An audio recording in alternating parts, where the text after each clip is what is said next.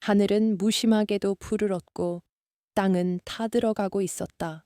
수십 년 만에 찾아온 최악의 가뭄이라고들 했다. 논바닥은 거북이 등처럼 쩍쩍 갈라져 있었고 말라 비틀어진 벼 이삭들은 고개를 숙인 채 죽음을 기다리고 있었다. 그 황량한 들판 너머로 관아의 담장은 높고 견고해 보였다. 담장 안쪽에서는 백성들의 신음소리 대신 둔탁하고 끔찍한 파열음이 규칙적으로 울려 퍼지고 있었다. 그것은 물기를 머금은 곤장이 사람의 살점을 파고드는 소리였으며 듣는 이들의 등골을 오싹하게 만드는 절망의 북소리와도 같았다.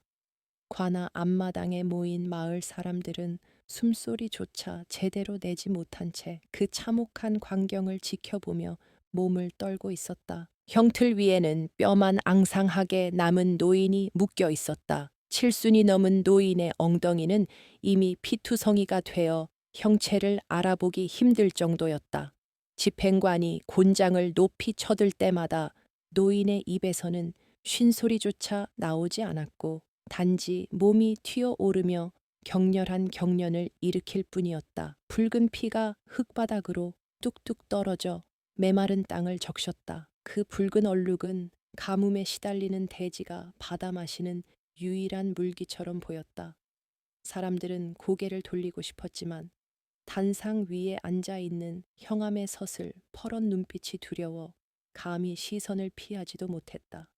공기 중에는 피 냄새와 먼지 냄새, 그리고 억눌린 공포의 냄새가 진동하고 있었다.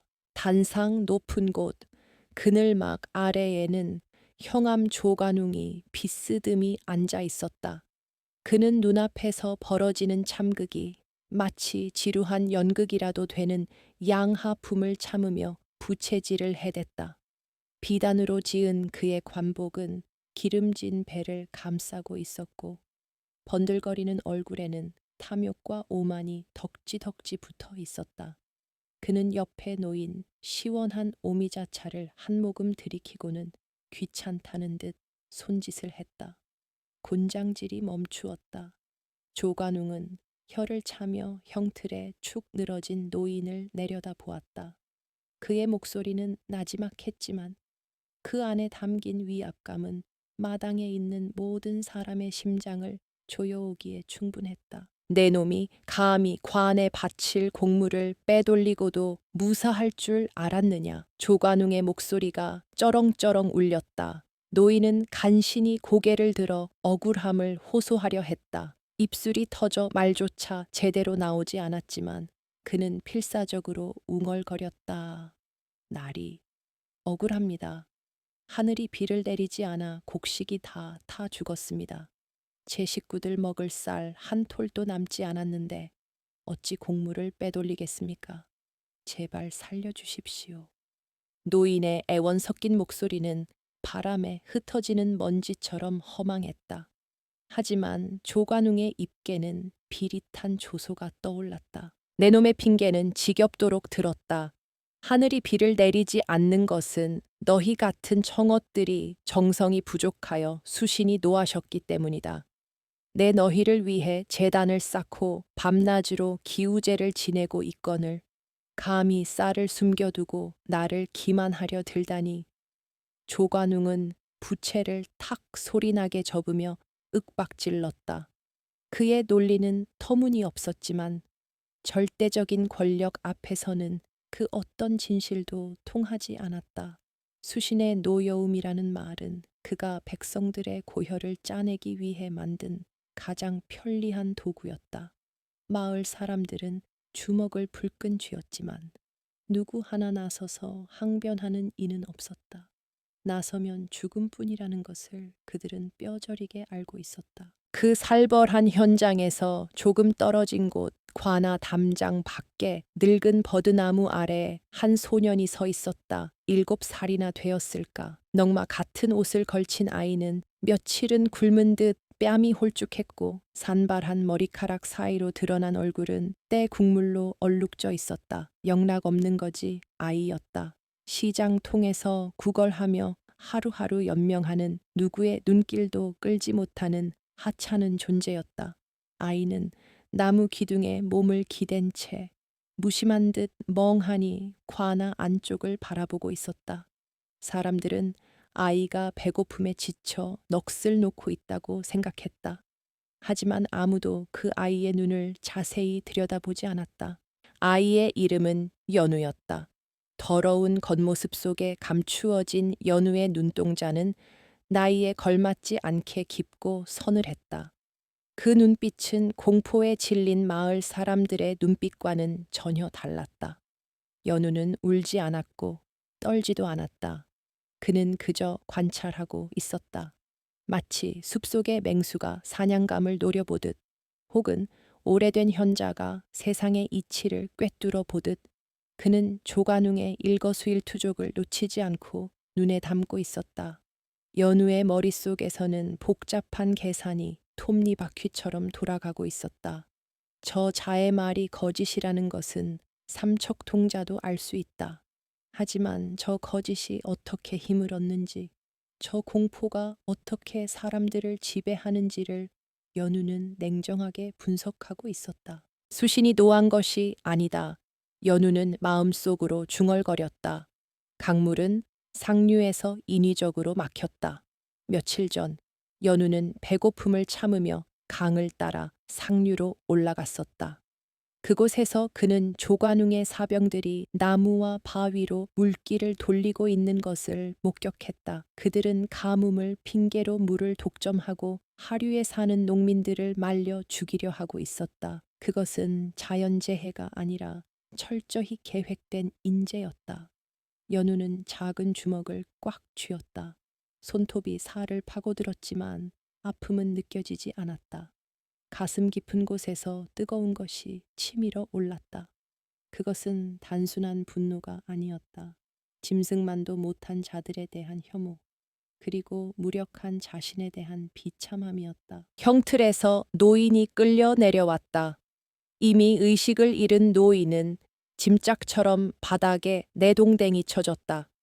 노인의 가족들이 울부짖으며 달려들었지만 관졸들은 창자루로 그들을 밀쳐냈다. 조관웅은 자리에서 일어나며 엄숙한 목소리로 선언했다.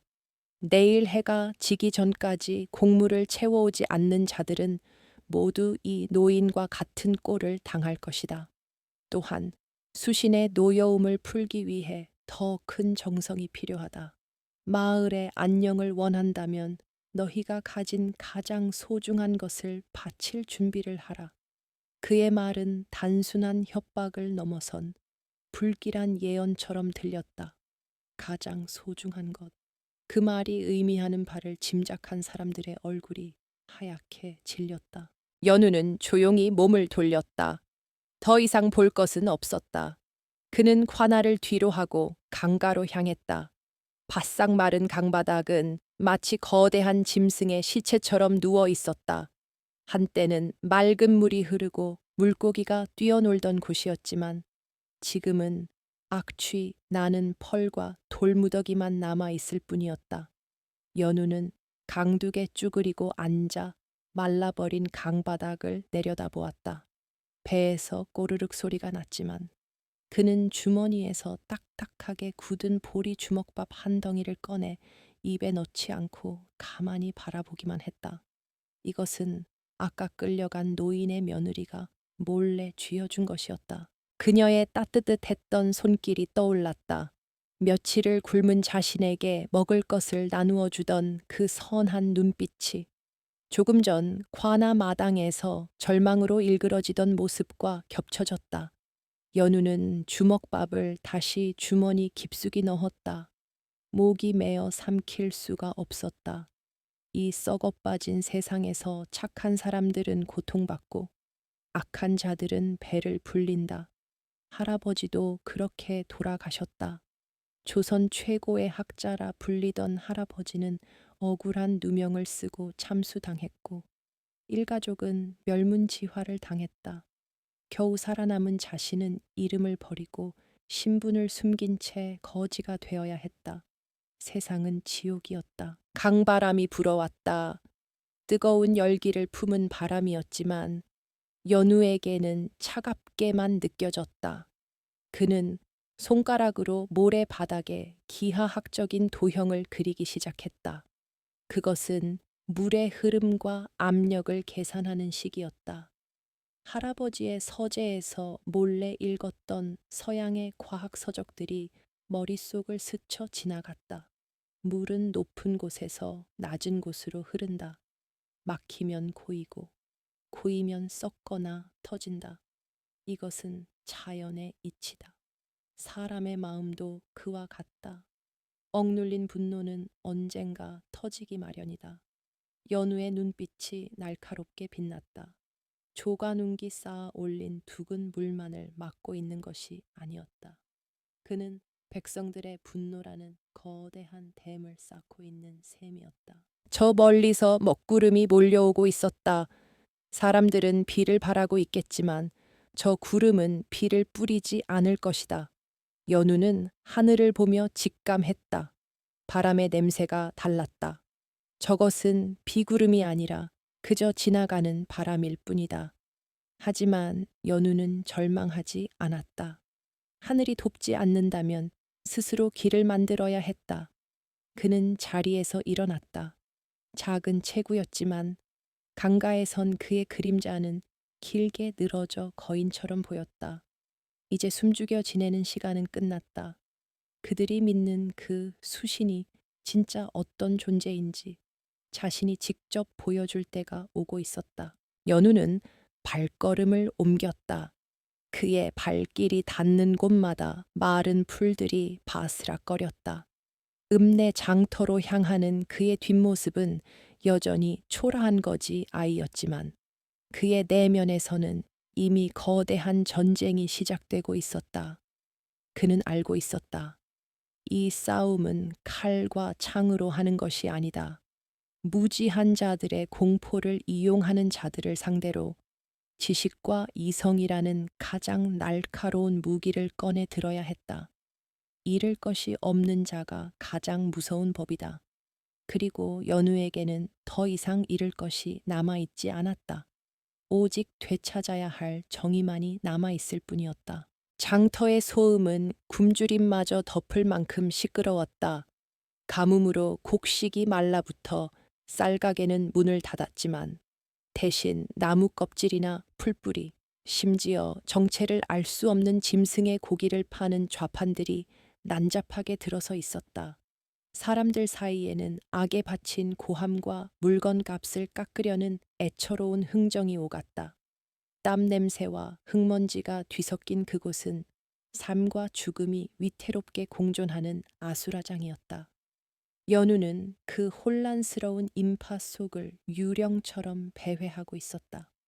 뱃속에서는 꼬르륵 소리가 요란했지만 그의 눈은 먹을 것을 찾는 짐승의 눈이 아니었다. 시장 항위퉁이 늙은 느티나무 아래에는 관아의 포졸들과 왈패들이 둥그렇게 모여 있었다. 그들은 킥킥대며 무언가에 열중하고 있었다. 심심풀이로 내기를 하는 모양이었다. 지나가던 보부상이 낸 산수 문제를 풀고 있는 것이었다. 쌀가마니를 쌓아 올린 모양을 보고 전체 개수를 맞추는 얼핏 보면 단순해 보이지만 꽤나 까다로운 문제였다. 돈을 건 왈패들은 손가락을 꼽아가며 머리를 쥐어짜고 있었고 포졸들은 침을 튀기며 서로 우겨대고 있었다. 저게 20가마니야. 아니야. 25가마니가 분명해. 멍청한 놈들. 밑에 숨겨진 걸 세야지. 연우는 군중 틈에 끼어 그 광경을 지켜보았다. 그들의 셈법은 터무니없이 느리고 부정확했다.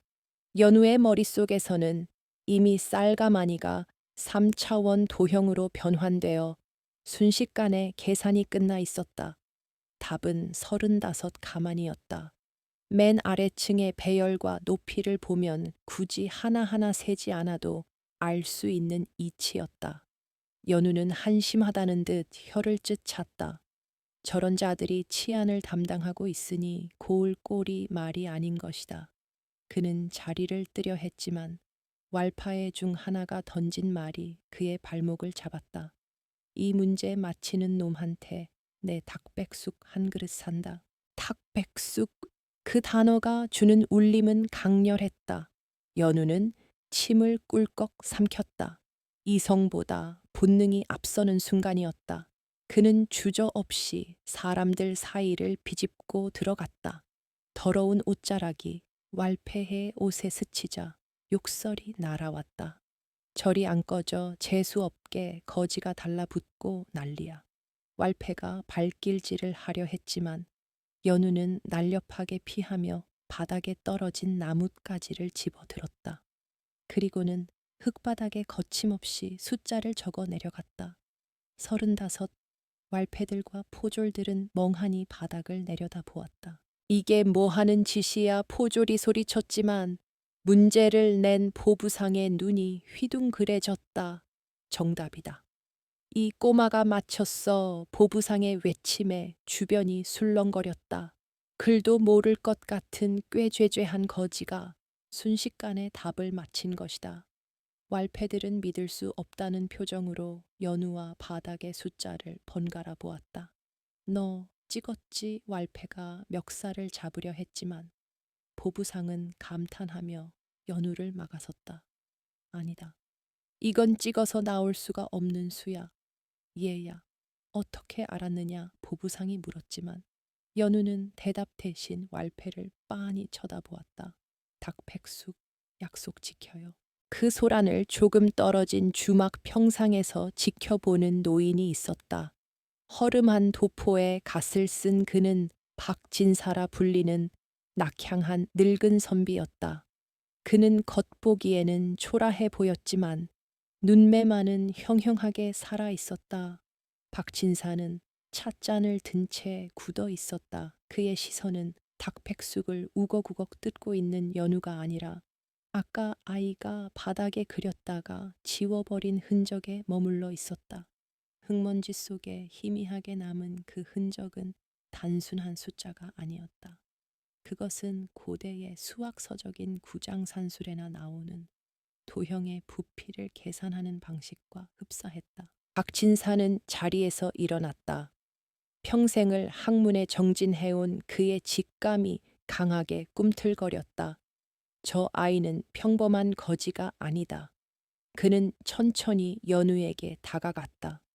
아이는 이미 뼈만 남은 닭을 내려놓고 입가에 묻은 기름을 소매로 닦고 있었다. 박진사는 짐짓 엄한 목소리로 말을 걸었다. 얘야, 배가 많이 고팠던 모양이구나. 연우는 고개를 들어 노인을 쳐다보았다. 경계심 가득한 눈빛이었다. 연우는 대답 없이 뒷걸음질 쳤다. 어른들이 호의를 베풀 때는 대개 꿍꿍이가 있다는 것을 그는 경험으로 알고 있었다. 도망가지 마라. 해치려는 게 아니다. 아까 네가 푼 문제 누가 가르쳐 준 것이냐? 박진사의 물음에 연우는 짐짓 모르는 체하며 고개를 갸웃거렸다. 그냥 찍은 건데요. 운이 좋았어요. 연우는 천연덕스럽게 거짓말을 했다. 하지만 박진사는 속지 않았다. 운으로 맞힐 수 있는 숫자가 아니다.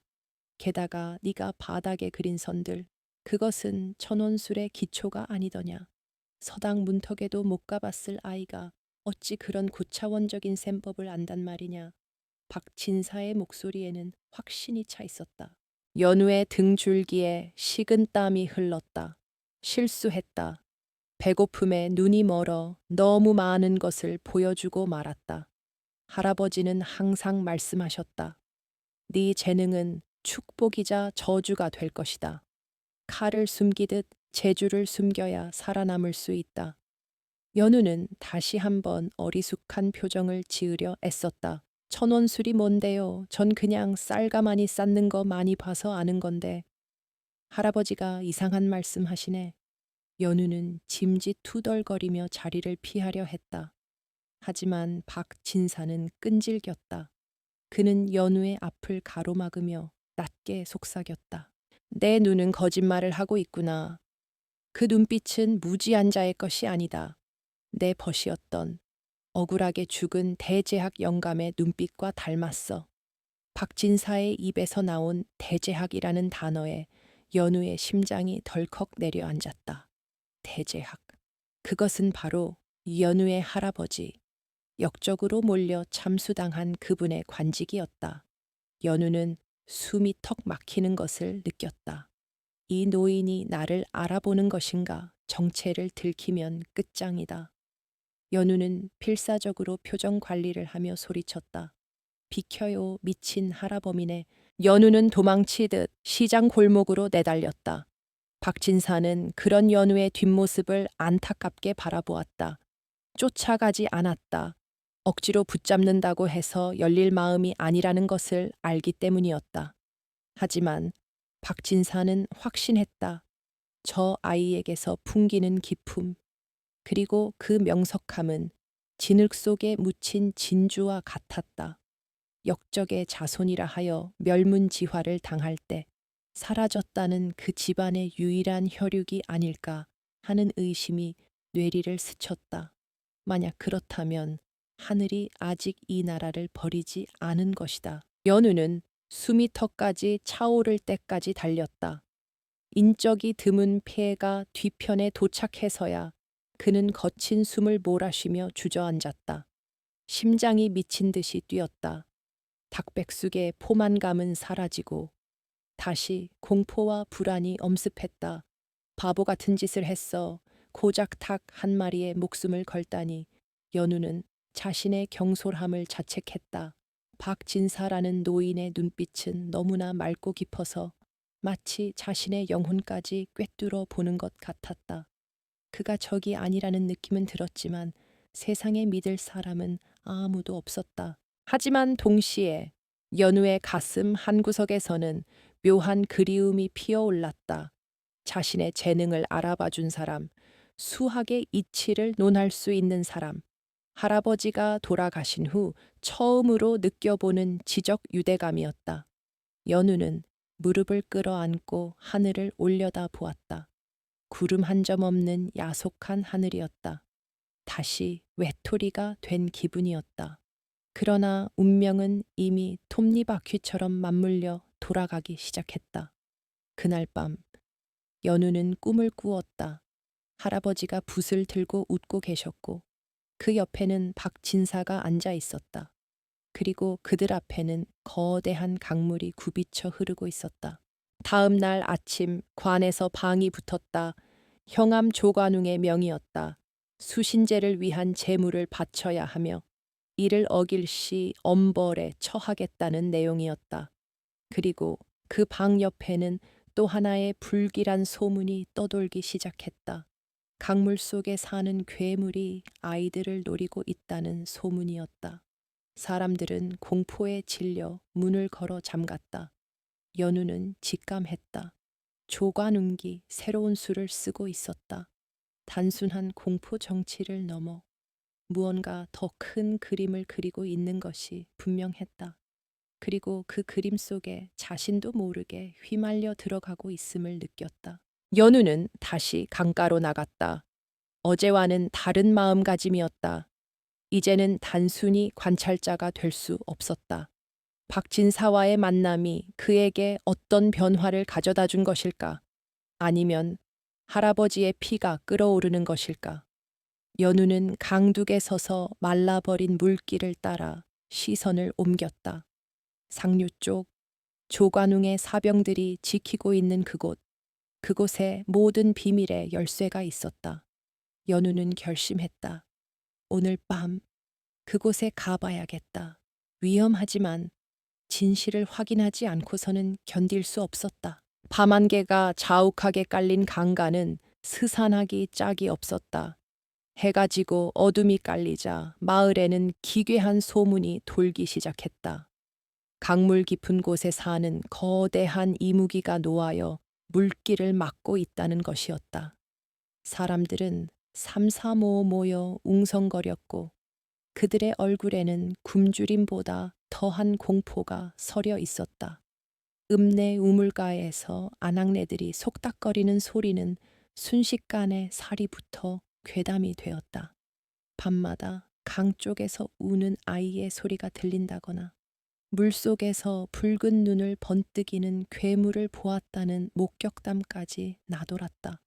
형암 조관웅이 퍼뜨린 소문은 걷잡을 수 없이 커져만 갔다. 다음 날 아침 관아 앞마당에서는 구판이 벌어졌다. 화려한 무복을 입은 무당이 작두를 타며 방구를 흔들어댔다. 징소리와 꽹과리 소리가 요란하게 울려 퍼지며 사람들의 혼을 쏙 빼놓았다. 무당은 눈을 뒤집으며 신이 내린 척 괴성을 질렀다. 물에 신이 노했다. 부정한 것들이 강물을 더럽혀 신께서 물길을 닫으셨다. 살아있는 재물을 바치지 않으면 이 마을은 물 한 방울 구경하지 못하고 말라 비틀어질 것이다. 그녀의 섬뜩한 예언에 구경하던 노인들은 바닥에 머리를 조아리며 살려달라고 빌었다. 군중 틈에 섞여 있던 연우는 차가운 눈으로 그 광경을 지켜보고 있었다. 무당의 몸짓은 현란했지만 그 눈빛은 교활하게 사람들의 동태를 살피고 있었다. 그녀가 형암 조관웅과 한통속이라는 것은 굳이 증명할 필요도 없었다. 연우는 콧방귀를 뀌었다. 신의 노여움이라니 가소로운 소리였다. 가뭄은 자연의 현상이거나 인위적인 조작일 뿐 초자연적인 존재의 변덕이 아니었다. 하지만 무지한 백성들에게 공포는 이성보다 강력한 무기였다. 저들은 이제 살기 위해서라면 자식이라도 내다 바칠 기세였다. 그날 밤 연우는 마을을 빠져나왔다. 모두가 두려움에 떨며 문을 걸어 잠근 시각 그는 오히려 소문의 진원지인 강상류로 향했다. 달빛조차 구름에 가려 칠흑 같은 어둠이었지만 연우의 발걸음은 거침이 없었다. 그는 덤불을 헤치고 가파른 바위산을 올랐다. 사람들의 눈을 피해 산길을 우회하는 경로였다. 숨이 턱까지 차올랐지만 멈출 수 없었다. 만약 자신의 추측이 맞다면 상류에는 반드시 무언가 존재해야 했다. 이무기가 아닌 인간의 탐욕이 만들어낸 거대한 구조물이 말이다. 한참을 올랐을까 멀리서 희미한 불빛이 보였다. 연우는 바위 뒤에 몸을 숨기고 숨을 죽였다. 그곳은 일반인의 출입이 금지된 금표 구역이었다. 횃불을 든 사병들이 경계를 서고 있었고 그 뒤로 거대한 그림자가 어둠 속에 웅크리고 있었다. 연우는 눈을 가늘게 뜨고 그 정체를 확인했다. 그것은 둑이었다. 자연적으로 생긴 것이 아니라 튼튼한 목재와 바위로 정교하게 쌓아 올린 인공댐이었다. 강물의 흐름을 완벽하게 차단하고 있는 그 둑 뒤편으로 엄청난 양의 물이 검게 넘실대고 있었다. 연우의 심장이 쿵쿵 뛰었다. 역시 그랬다. 이무기는 없었다. 조관웅은 상류의 물길을 막아 거대한 저수지를 만들어 놓은 것이었다. 하류의 논바닥이 거북이 등처럼 갈라질 때 이곳에는 물이 넘쳐나고 있었다. 이것은 단순한 치수 사업이 아니었다. 물을 볼모로 잡고 백성들의 생사여탈권을 쥐려는 악랄한 계략이었다. 연우는 분노로 손이 떨렸지만 냉정함을 잃지 않으려 애썼다. 그는 주머니에서 목탄 조각을 꺼내 나무십 뒷면에 둑의 구조를 빠르게 그려나갔다. 둑은 생각보다 견고해 보였지만 약점이 없는 것은 아니었다. 나무 판자를 덧댄 숨은 장치는 밧줄과 도르래로 연결되어 있었다. 저 밧줄을 끊거나 도르래를 파괴하면 수문이 열릴 것이다. 하지만 혼자 힘으로는 역부족이었다. 게다가 곳곳에 무장한 사병들이 지키고 있어 접근조차 쉽지 않았다. 그때 사병 2명이 연우가 숨은 바위 쪽으로 걸어왔다. 연우는 납작 엎드려 숨조차 멈추었다. 사병들의 말소리가 바람을 타고 들려왔다. 형암나리도 참 대단하시오. 언제까지 이 물을 가둬둘 셈이라나. 사병 하나가 투덜거렸다. 다른 사병이 킬킬대며 대꾸했다. 며칠 안 남았어. 무당년이 재물 바치는 날짜를 잡으면 그날 구판 벌어질 때 수문을 터트릴 거라잖아. 그럼 사람들이 형암나리가 기우제를 잘 지내서 비가 온 줄 알고 엎드려 절하겠지. 그들은 낄낄거리며 오줌을 누고는 다시 제자리로 돌아갔다.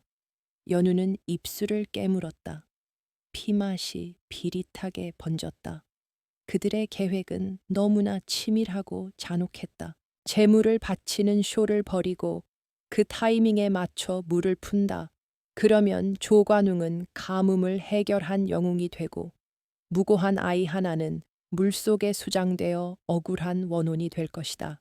사람들은 그것을 신의 은총이라 믿으며 평생 조관웅의 발 아래 기게 될 것이었다.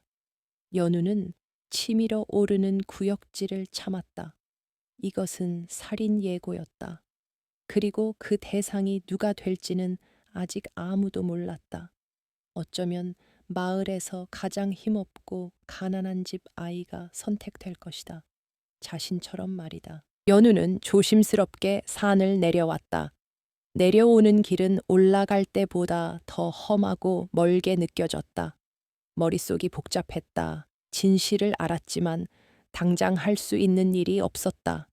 마을로 돌아가 사람들에게 외친다 한들 누가 꼬마 거지 말을 믿어주겠는가. 오히려 미치광이 취급을 받거나 조관웅의 귀에 들어가 쥐도 새도 모르게 죽임을 당할 것이 뻔했다. 증거가 필요했다. 아니, 증거보다 더 확실한 한 방이 필요했다. 그들의 연극을 망치고 그 쇼의 주인공을 바꿔버릴 결정적인 한 수가 새벽녘이 되어서야 마을 어귀에 도착했다. 동이 터오는 하늘은 붉게 물들어 있었다. 마치 앞으로 벌어질 피바람을 예고하는 듯했다. 연우는 지친 몸을 이끌고 자신의 은신처인 다리 밑으로 들어갔다. 집더미 위에 쓰러지듯 누웠지만 잠은 오지 않았다. 머릿속에서는 두개 구조도와 수문의 위치, 그리고 물의 압력에 대한 계산식이 쉴 새 없이 돌아가고 있었다. 둑을 무너뜨릴 방법, 아주 작은 힘으로 거대한 물길을 여는 방법. 그것은 힘이 아니라 지혜의 영역이었다. 그때 누군가 다리 밑으로 내려오는 인기척이 들렸다. 연우는 화들짝 놀라 몸을 일으켰다. 이 새벽에 거지를 찾아올 사람은 없었다. 혹시 들킨 것인가? 그는 긴장하며 입구 쪽을 노려보았다. 역광을 받아 검은 실루엣으로 보이는 인형이 서 있었다. 긴 도포 자락이 바람에 날렸다. 익숙한 모습이었다. 며칠 전 장터에서 만났던 그 늙은 선비 박진사였다. 노인은 뒷짐을 진 채 연우를 빤히 내려다보고 있었다. 밤이슬을 많이 맞았구나. 신발도 젖어 있고. 박진사의 목소리는 낮고 차분했다. 연우는 흠칫하며 자신의 발을 숨겼다. 강가 지늘기 묻은 집신이 간밤의 행적을 말해주고 있었다. 박진사는 천천히 다가와 연우 앞에 쭈그리고 앉았다. 그의 눈빛은 여전히 날카로웠지만 그 안에는 묘한 따스함이 서려 있었다. 네가 간밤에 어디를 다녀왔는지 묻지 않으마. 다만 내 눈에 담긴 것이 살기가 아니기를 바랄 뿐이다. 연우는 아무 말도 하지 않았다. 박진사는 품에서 주먹밥 하나를 꺼내 연우 앞에 놓았다. 그리고는 의미심장한 말을 던졌다. 물은 배를 띄우기도 하지만 배를 뒤집기도 한다. 군주와 백성의 관계도 그와 같지. 네가 본 그 물이 과연 누구를 위한 물이더냐. 연우의 동공이 흔들렸다. 이 노인은 알고 있었다. 자신이 무엇을 보았는지, 그리고 무엇을 고민하고 있는지 꿰뚫어 보고 있는 것 같았다. 연우는 처음으로 입을 열었다. 놈들은 물을 가두고 사람을 속이려 합니다. 박진사는 고개를 끄덕였다. 알고 있다. 하지만 늙은 내가 나서서 떠든들 세상이 바뀌겠느냐. 힘없는 정의는 무능일 뿐이다. 그러나 지혜를 가진 정의라면 이야기가 다르지. 박진사는 연우의 눈을 똑바로 곧바로 응시했다. 내게는 그 지혜가 있어 보인다. 나와 함께 가자. 네가 가진 그 불씨를 횃불로 만들어 줄 수 있을지도 모른다. 그것은 제안이 아니라 운명의 부름과도 같았다. 연우는 망설였다. 하지만 혼자서는 그 거대한 악과 싸울 수 없다는 것을 너무나 잘 알고 있었다. 연우는 천천히 고개를 끄덕였다. 박진사의 입가에 옅은 미소가 번졌다. 하지만 그때 마을 쪽에서 요란한 북소리가 들려왔다. 둥, 둥, 둥. 사람들을 소집하는 소리였다. 무언가 일이 터진 것이 분명했다. 연우와 박진사는 동시에 자리에서 일어났다. 불안한 예감이 스쳐 지나갔다. 조관웅이 예상보다 빠르게 움직이고 있었다. 재물을 선택한 것일까? 연우는 주먹을 꽉 쥐었다. 이제 시간이 없었다. 지혜를 겨루기 전에 목숨을 건 도박을 시작해야 할 때가 온 것이다. 북소리는 멈추지 않고 계속되었다. 퉁, 퉁, 퉁. 그 소리는 연우의 귓가에서 단순한 북소리가 아니라 심장을 옥죄는 저승사자의 발소리처럼 들렸다. 연우는 박진사의 집 마루에 걸터 앉아 가쁜 숨을 몰아쉬었다. 식은땀이 비 오듯 흘러내려 등줄기를 적셨다. 눈앞의 풍경이 흐릿해지며 평화로운 시골 마을의 아침이 붉은 핏빛으로 물들기 시작했다. 그것은 3년 전 그날 밤의 기억이었다. 잊으려 발버둥 칠수록 더욱 선명하게 되살아나는 뼛속까지 시린 악몽이었다. 차가운 겨울밤이었다. 서재를 가득 메우던 책 타는 냄새와 비명소리가 아직도 코끝에 맴돌았다. 할아버지는 연우를 다락방 깊숙한 곳에 숨기며 떨리는 손으로 아이의 뺨을 감싸 주셨다. 연우야, 살아라. 무슨 일이 있어도 살아야 한다. 내 총명함은 지금 독이 될 뿐이다. 바보가 되어라. 눈뜬장님이 되고 귀머거리가 되어라. 세상이 너를 잊을 때까지 숨죽여라. 할아버지의 눈빛은 절박했다. 그것이 마지막이었다.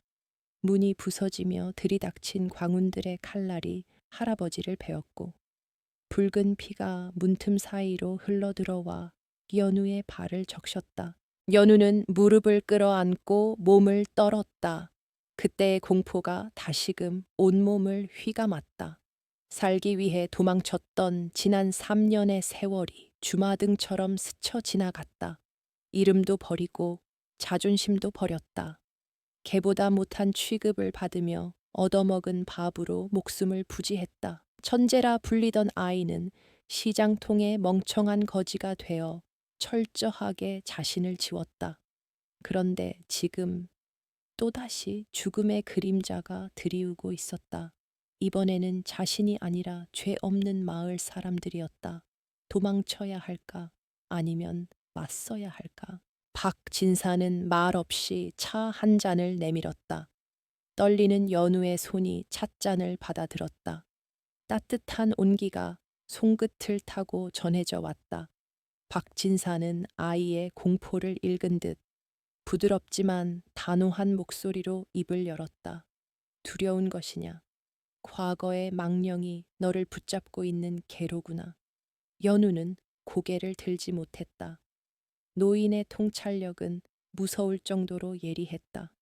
마치 껍데기만 남은 자신의 내면을 훤히 들여다보는 것 같았다. 제가 무엇을 할 수 있겠습니까?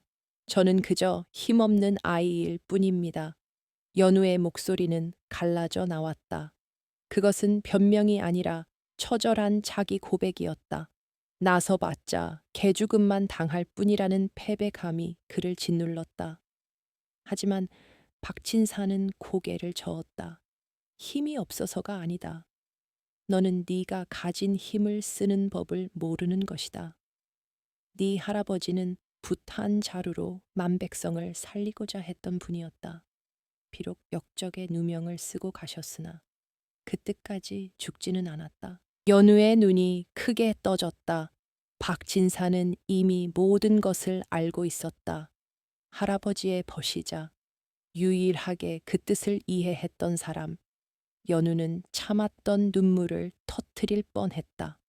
서러움과 안도감이 뒤섞인 감정이 복받쳐 올랐다. 박진사는 연우의 어깨에 손을 올렸다. 복수는 칼로 하는 것이 아니다. 진정한 복수는 그들이 망가뜨린 세상을 바로잡는 것이다.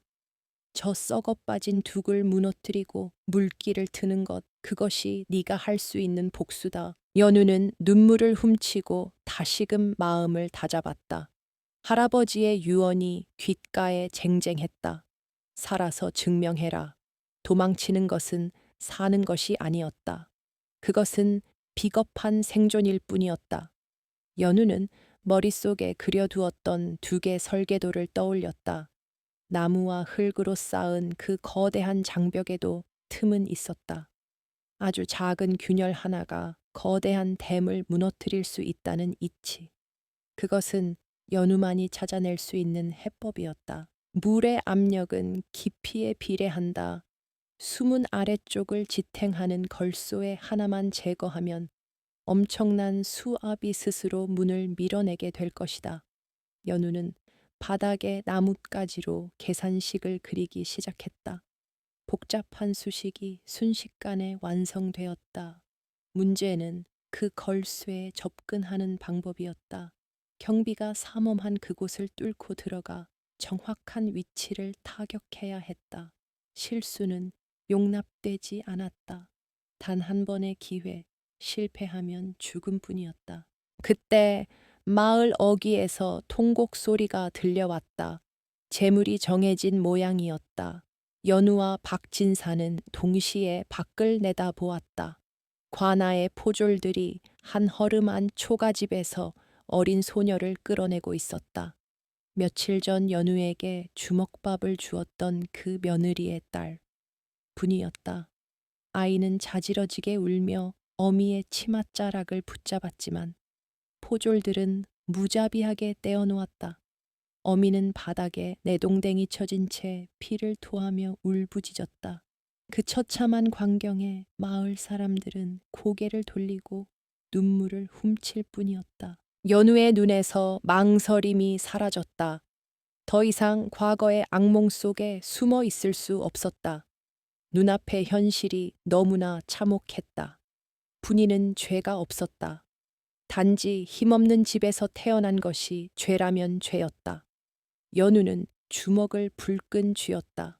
손톱이 살을 파고들어 피가 배어나왔다. 이번에는 도망치지 않겠다.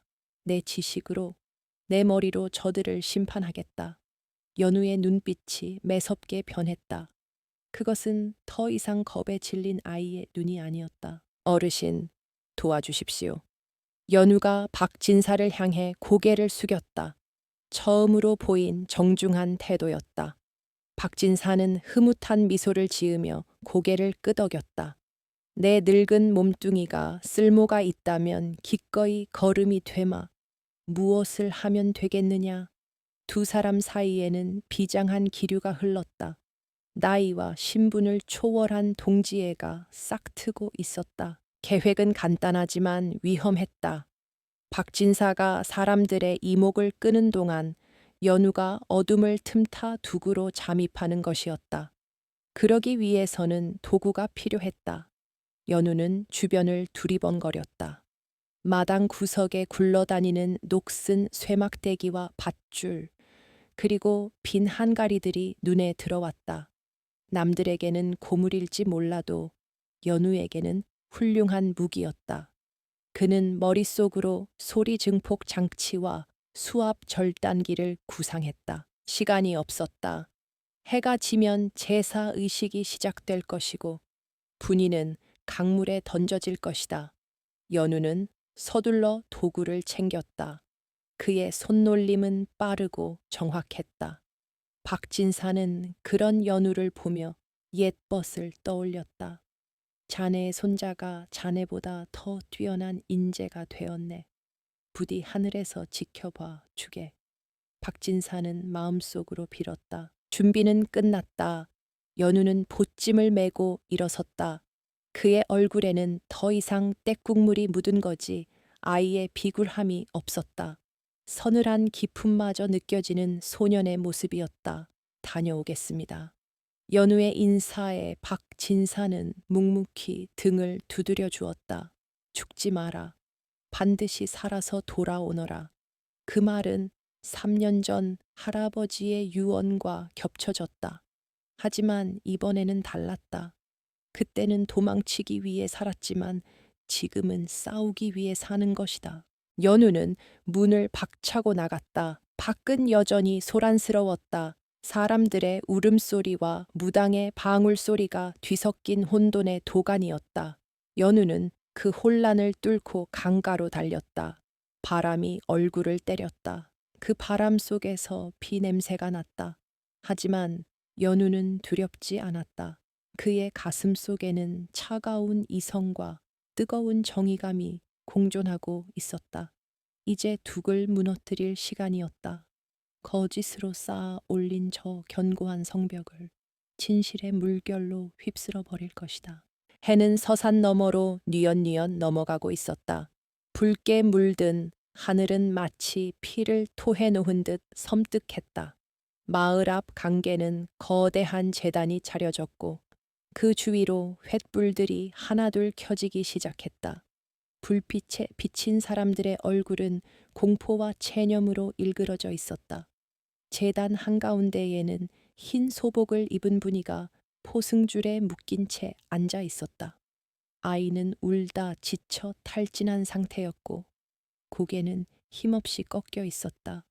그 모습은 마치 꺾인 꽃송이 같아 보는 이들의 가슴을 후벼 팠다.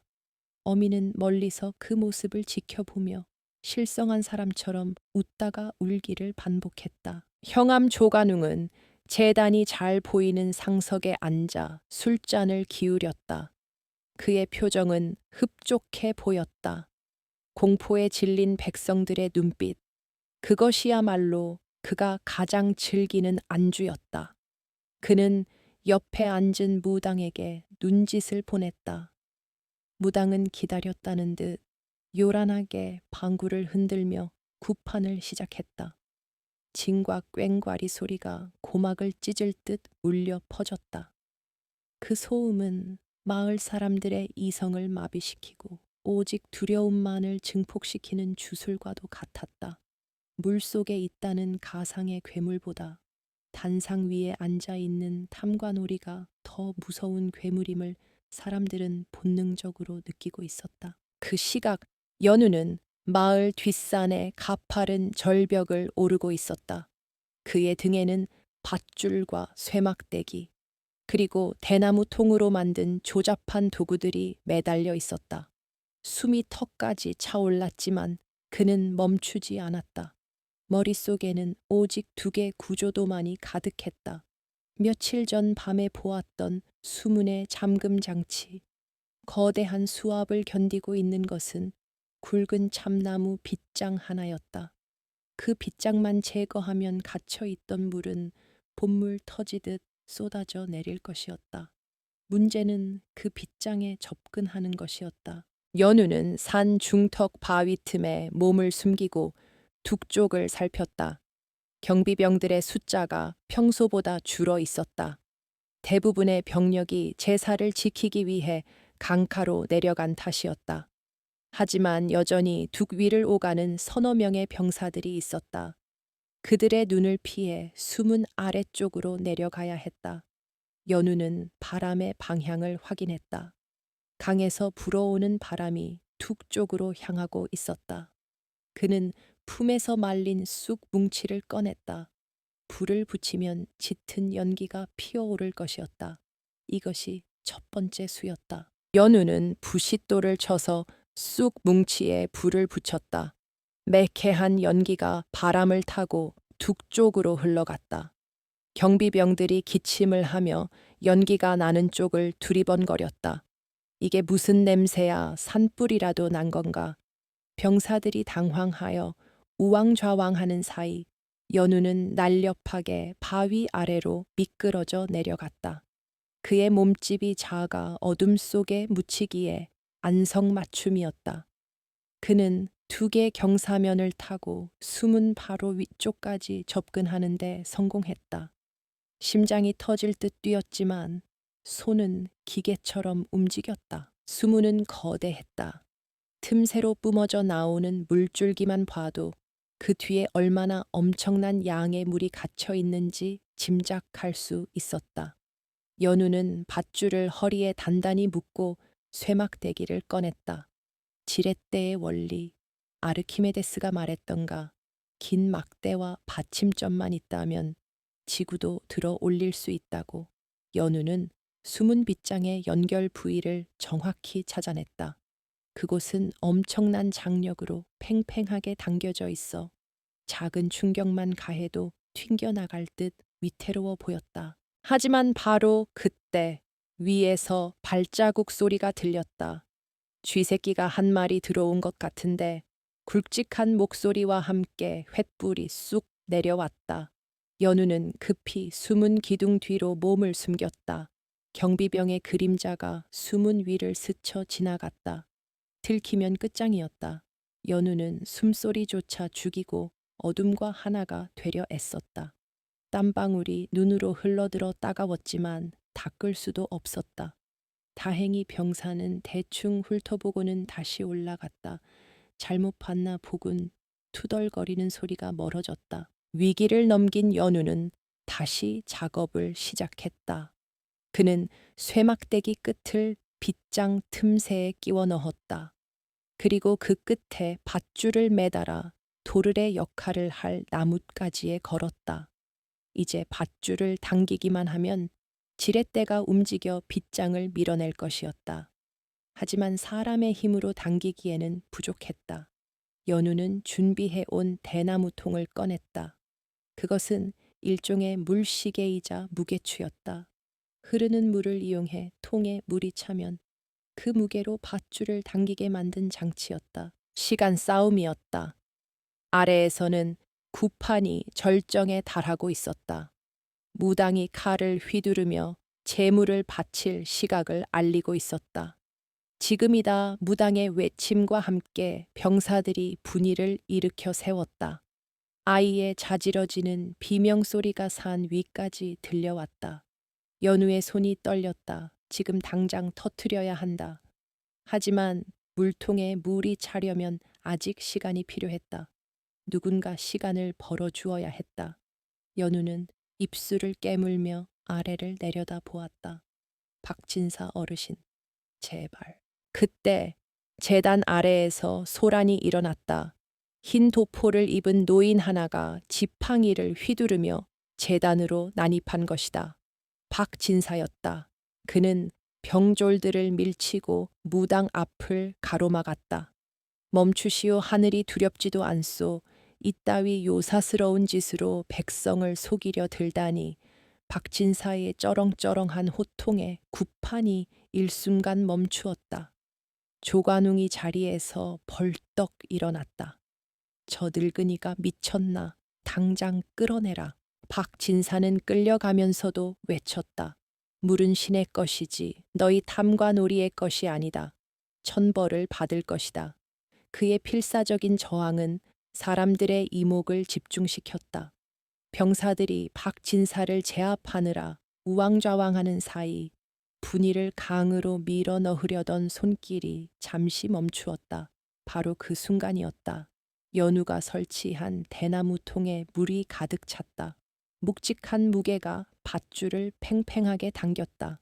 끼익, 쇠막대기가 비명을 지르며 빗장을 밀어내기 시작했다. 둑 위에서 둔탁한 파열음이 들려왔다. 텅 빗장이 튕겨나가는 소리는 마치 대포 소리처럼 컸다. 경비병들이 놀라 소리치는 찰나 수문이 거대한 수압을 이기지 못하고 열렸다. 아니, 열린 것이 아니라 터져 나갔다. 콱 검은 물줄기가 성난 용처럼 둑을 넘어 쏟아져 내리기 시작했다. 그 소리는 천둥 소리보다 컸고 땅을 뒤흔드는 진동이 산 아래까지 전해졌다. 연우는 밧줄을 끊고 2개 가장자리로 피했다. 바로 옆으로 엄청난 양의 물이 굉음을 내며 쓸려 내려갔다. 물보라가 튀어 옷이 흠뻑 젖었지만 연우는 전율을 느꼈다. 그것은 파괴의 공포가 아니라 막힌 혈이 뚫리는 듯한 해방감이었다. 갇혀 있던 물이 자유를 찾아 질주하고 있었다. 그 물길은 거짓으로 쌓아 올린 재단을 향해, 그리고 탐욕스러운 형암을 향해 거침없이 달려들고 있었다. 재단 아래는 아수라장이 되었다. 강물이 갑자기 불어닥치자 사람들은 비명을 지르며 도망쳤다. 산사태가 난 줄 알았다. 물이다. 물이 터졌다. 혼비백산하여 달아나는 군중들 사이에서 조관웅은 사색이 되어 어쩔 줄을 몰랐다. 자신이 계획한 시간보다 훨씬 일찍, 그것도 통제 불가능한 상태로 물이 터져버린 것이다. 이게 무슨 일이야? 마가 물을 막으란 말이다.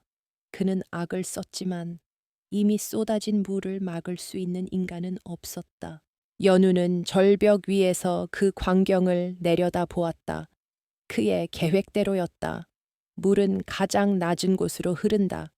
그리고 그 낮은 곳에는 조관웅이 백성들의 피땀으로 쌓은 제단이 있었다. 물살은 제단을 휩쓸고 무당이 차려놓은 굿상을 뒤엎어 버렸다. 화려했던 재물들이 흙탕물 속에 처박히는 모습은 통쾌하기 그지없었다. 하지만 연우의 시선은 오직 한 곳, 분이를 향해 있었다. 묶여있던 아이는 혼란 속에 넘어져 물에 잠길 위기에 처해 있었다. 아직 끝나지 않았다. 물길을 텄지만 사람을 구하는 것은 또 다른 문제였다. 연우는 다시 밧줄을 잡았다. 이제 산을 내려가야 했다. 혼란을 틈타 분이를 구하고 박진사 어르신을 모시고 빠져나가야 했다. 그의 눈빛은 차분하게 가라앉았다. 진짜 싸움은 이제부터였다. 조관웅은 이 사태의 원인을 찾으려 혈안이 될 것이고 곧 누군가의 소행임을 눈치챌 것이다.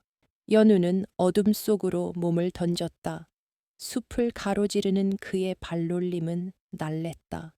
뒤에서 들리는 물의 포효 소리가 그를 응원하는 함성처럼 들렸다. 내가 보여주마.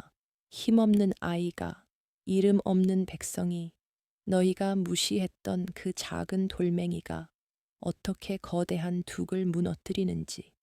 연우의 가슴 속에서 뜨거운 불덩이가 치솟았다.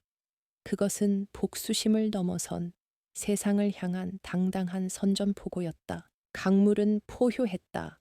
그것은 굶주린 짐승이 먹이를 덮치는 듯한 기세로 말라비틀어진 강바닥을 순식간에 집어삼켰다. 흙먼지가 자욱하게 피어오르고 그 위로 검붉은 흙탕물이 뱀처럼 굽이치며 밀려 내려왔다. 제단 위에 차려졌던 음식상들은 장난감처럼 휩쓸려 나갔고 화려하게 장식된 깃발들은 물살에 꺾여 처참하게 나뒹굴었다. 사람들은 혼비백산하여 비명을 지르며 높은 지대로 도망쳤다. 조금 전까지 엄숙했던 기우제 현장은 순식간에 아비규환의 생지옥으로 변해버렸다.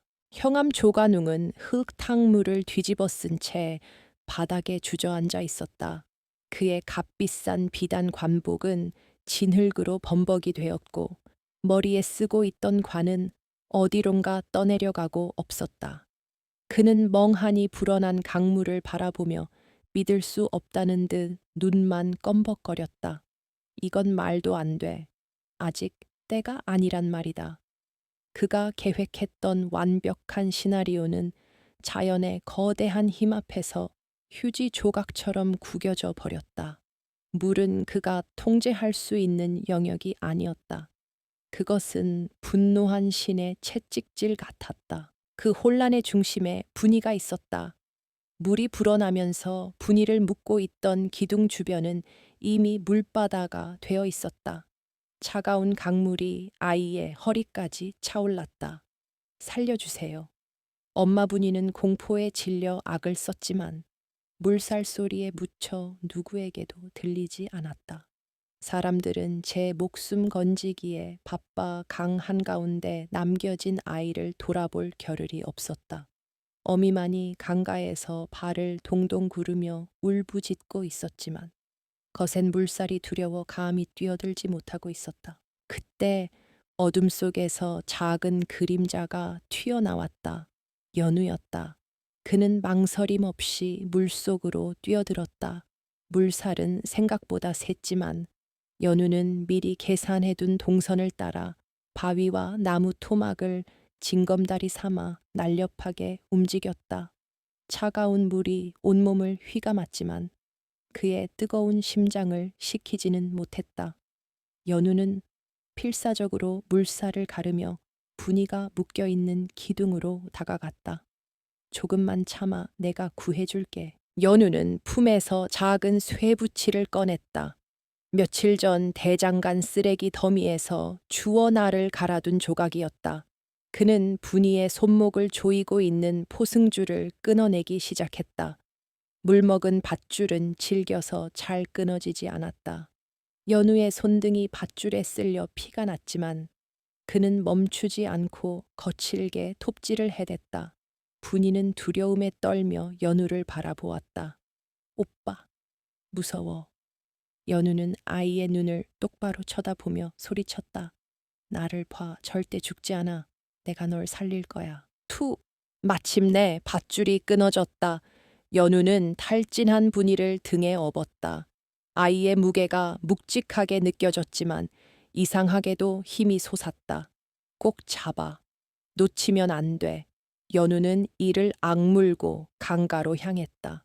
물살이 거세져 중심을 잡기가 힘들었다. 몇 번이나 미끄러질 뻔했지만 그때마다 바닥에 박힌 돌을 움켜쥐며 버텼다.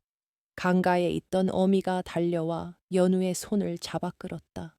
사람들도 그제야 정신을 차리고 하나둘 모여들어 아이들을 끌어올렸다. 강둑으로 올라온 연우는 거친 숨을 몰아쉬며 바닥에 쓰러졌다. 온몸이 젖어 덜덜 떨렸지만 살아있다는 안도감이 밀려왔다. 분이의 어미는 연우를 끌어안고 통곡했다. 고맙다. 정말 고맙다. 네가 내 딸을 살렸다. 연우는 아무 말 없이 멍하니 하늘을 올려다 보았다. 먹구름 사이로 희미한 달빛이 비치고 있었다. 자신이 해냈다. 누군가를 죽이는 재능이 아니라 살리는 재능으로 써냈다. 가슴 깊은 곳에서 뜨거운 것이 울컥 치밀어 올랐다. 하지만 평화는 잠시뿐이었다. 정신을 차린 조관웅기 병사들을 이끌고 다가왔다. 그의 눈에는 살기가 등등했다. 이놈들을 당장 잡아라. 감히 신성한 제사를 망치다니. 병사들이 창을 겨누며 연우와 마을 사람들을 포위했다. 사람들은 다시 공포에 질려 뒷걸음질 쳤다. 조관웅은 씩씩거리며 박진사의 멱살을 잡았다. 내놈 짓이지 네가 사주해서 둑을 터뜨린 것이냐. 박진사는 조관웅의 손을 뿌리치며 당당하게 맞섰다. 하늘이 무심치 않아 너희의 악행을 벌하신 것이다. 둑이 터진 것이 내 탓이냐. 아니면 억지로 물길을 막은 내 탐욕 탓이냐. 박진사의 호통에 조관웅은 말문이 막혔다. 주변에 있던 마을 사람들도 웅성거리기 시작했다. 그래, 둑을 막았다고 가뭄이 든 게 아니라 형암놈이 물을 막고 있었던 거야. 진실을 깨달은 사람들의 눈빛이 변하기 시작했다. 두려움이 분노로 바뀌고 있었다. 조관웅은 분위기가 심상치 않음을 느꼈다. 이대로 가다간 폭동이 일어날 수도 있었다. 그는 교활한 눈을 굴리며 소리쳤다. 닥쳐라, 저 늙은이가 요술을 부려 수신을 노하게 만든 것이다. 저놈과 저 거지놈을 당장 오게 가둬라. 내일 날이 밝는 대로 처형하여 신의 노여움을 풀 것이다. 그의 명령은 억지였지만 칼을 든 병사들의 위협은 현실이었다. 병사들이 연우와 박진사를 향해 달려들었다. 그때였다. 연우가 자리에서 벌떡 일어났다. 그의 눈빛은 더 이상 도망자의 것이 아니었다. 그는 주머니에서 무언가를 꺼내 들었다. 그것은 둑에서 가져온 쇠막대기와 작은 돌멩이였다. 그는 병사들이 다가오기 전에 재빨리 돌멩이를 쇠막대기에 부딪혔다. 책 맑고 날카로운 소리가 밤 공기를 갈랐다. 그 소리는 단순한 금속음이 아니었다. 연우가 미리 계산해둔 공명을 이용한 소리였다.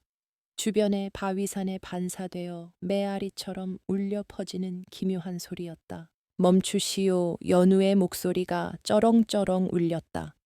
아이의 목소리라고는 믿기지 않을 만큼 힘이 실려 있었다. 병사들은 기이한 소리에 놀라 주춤거렸다.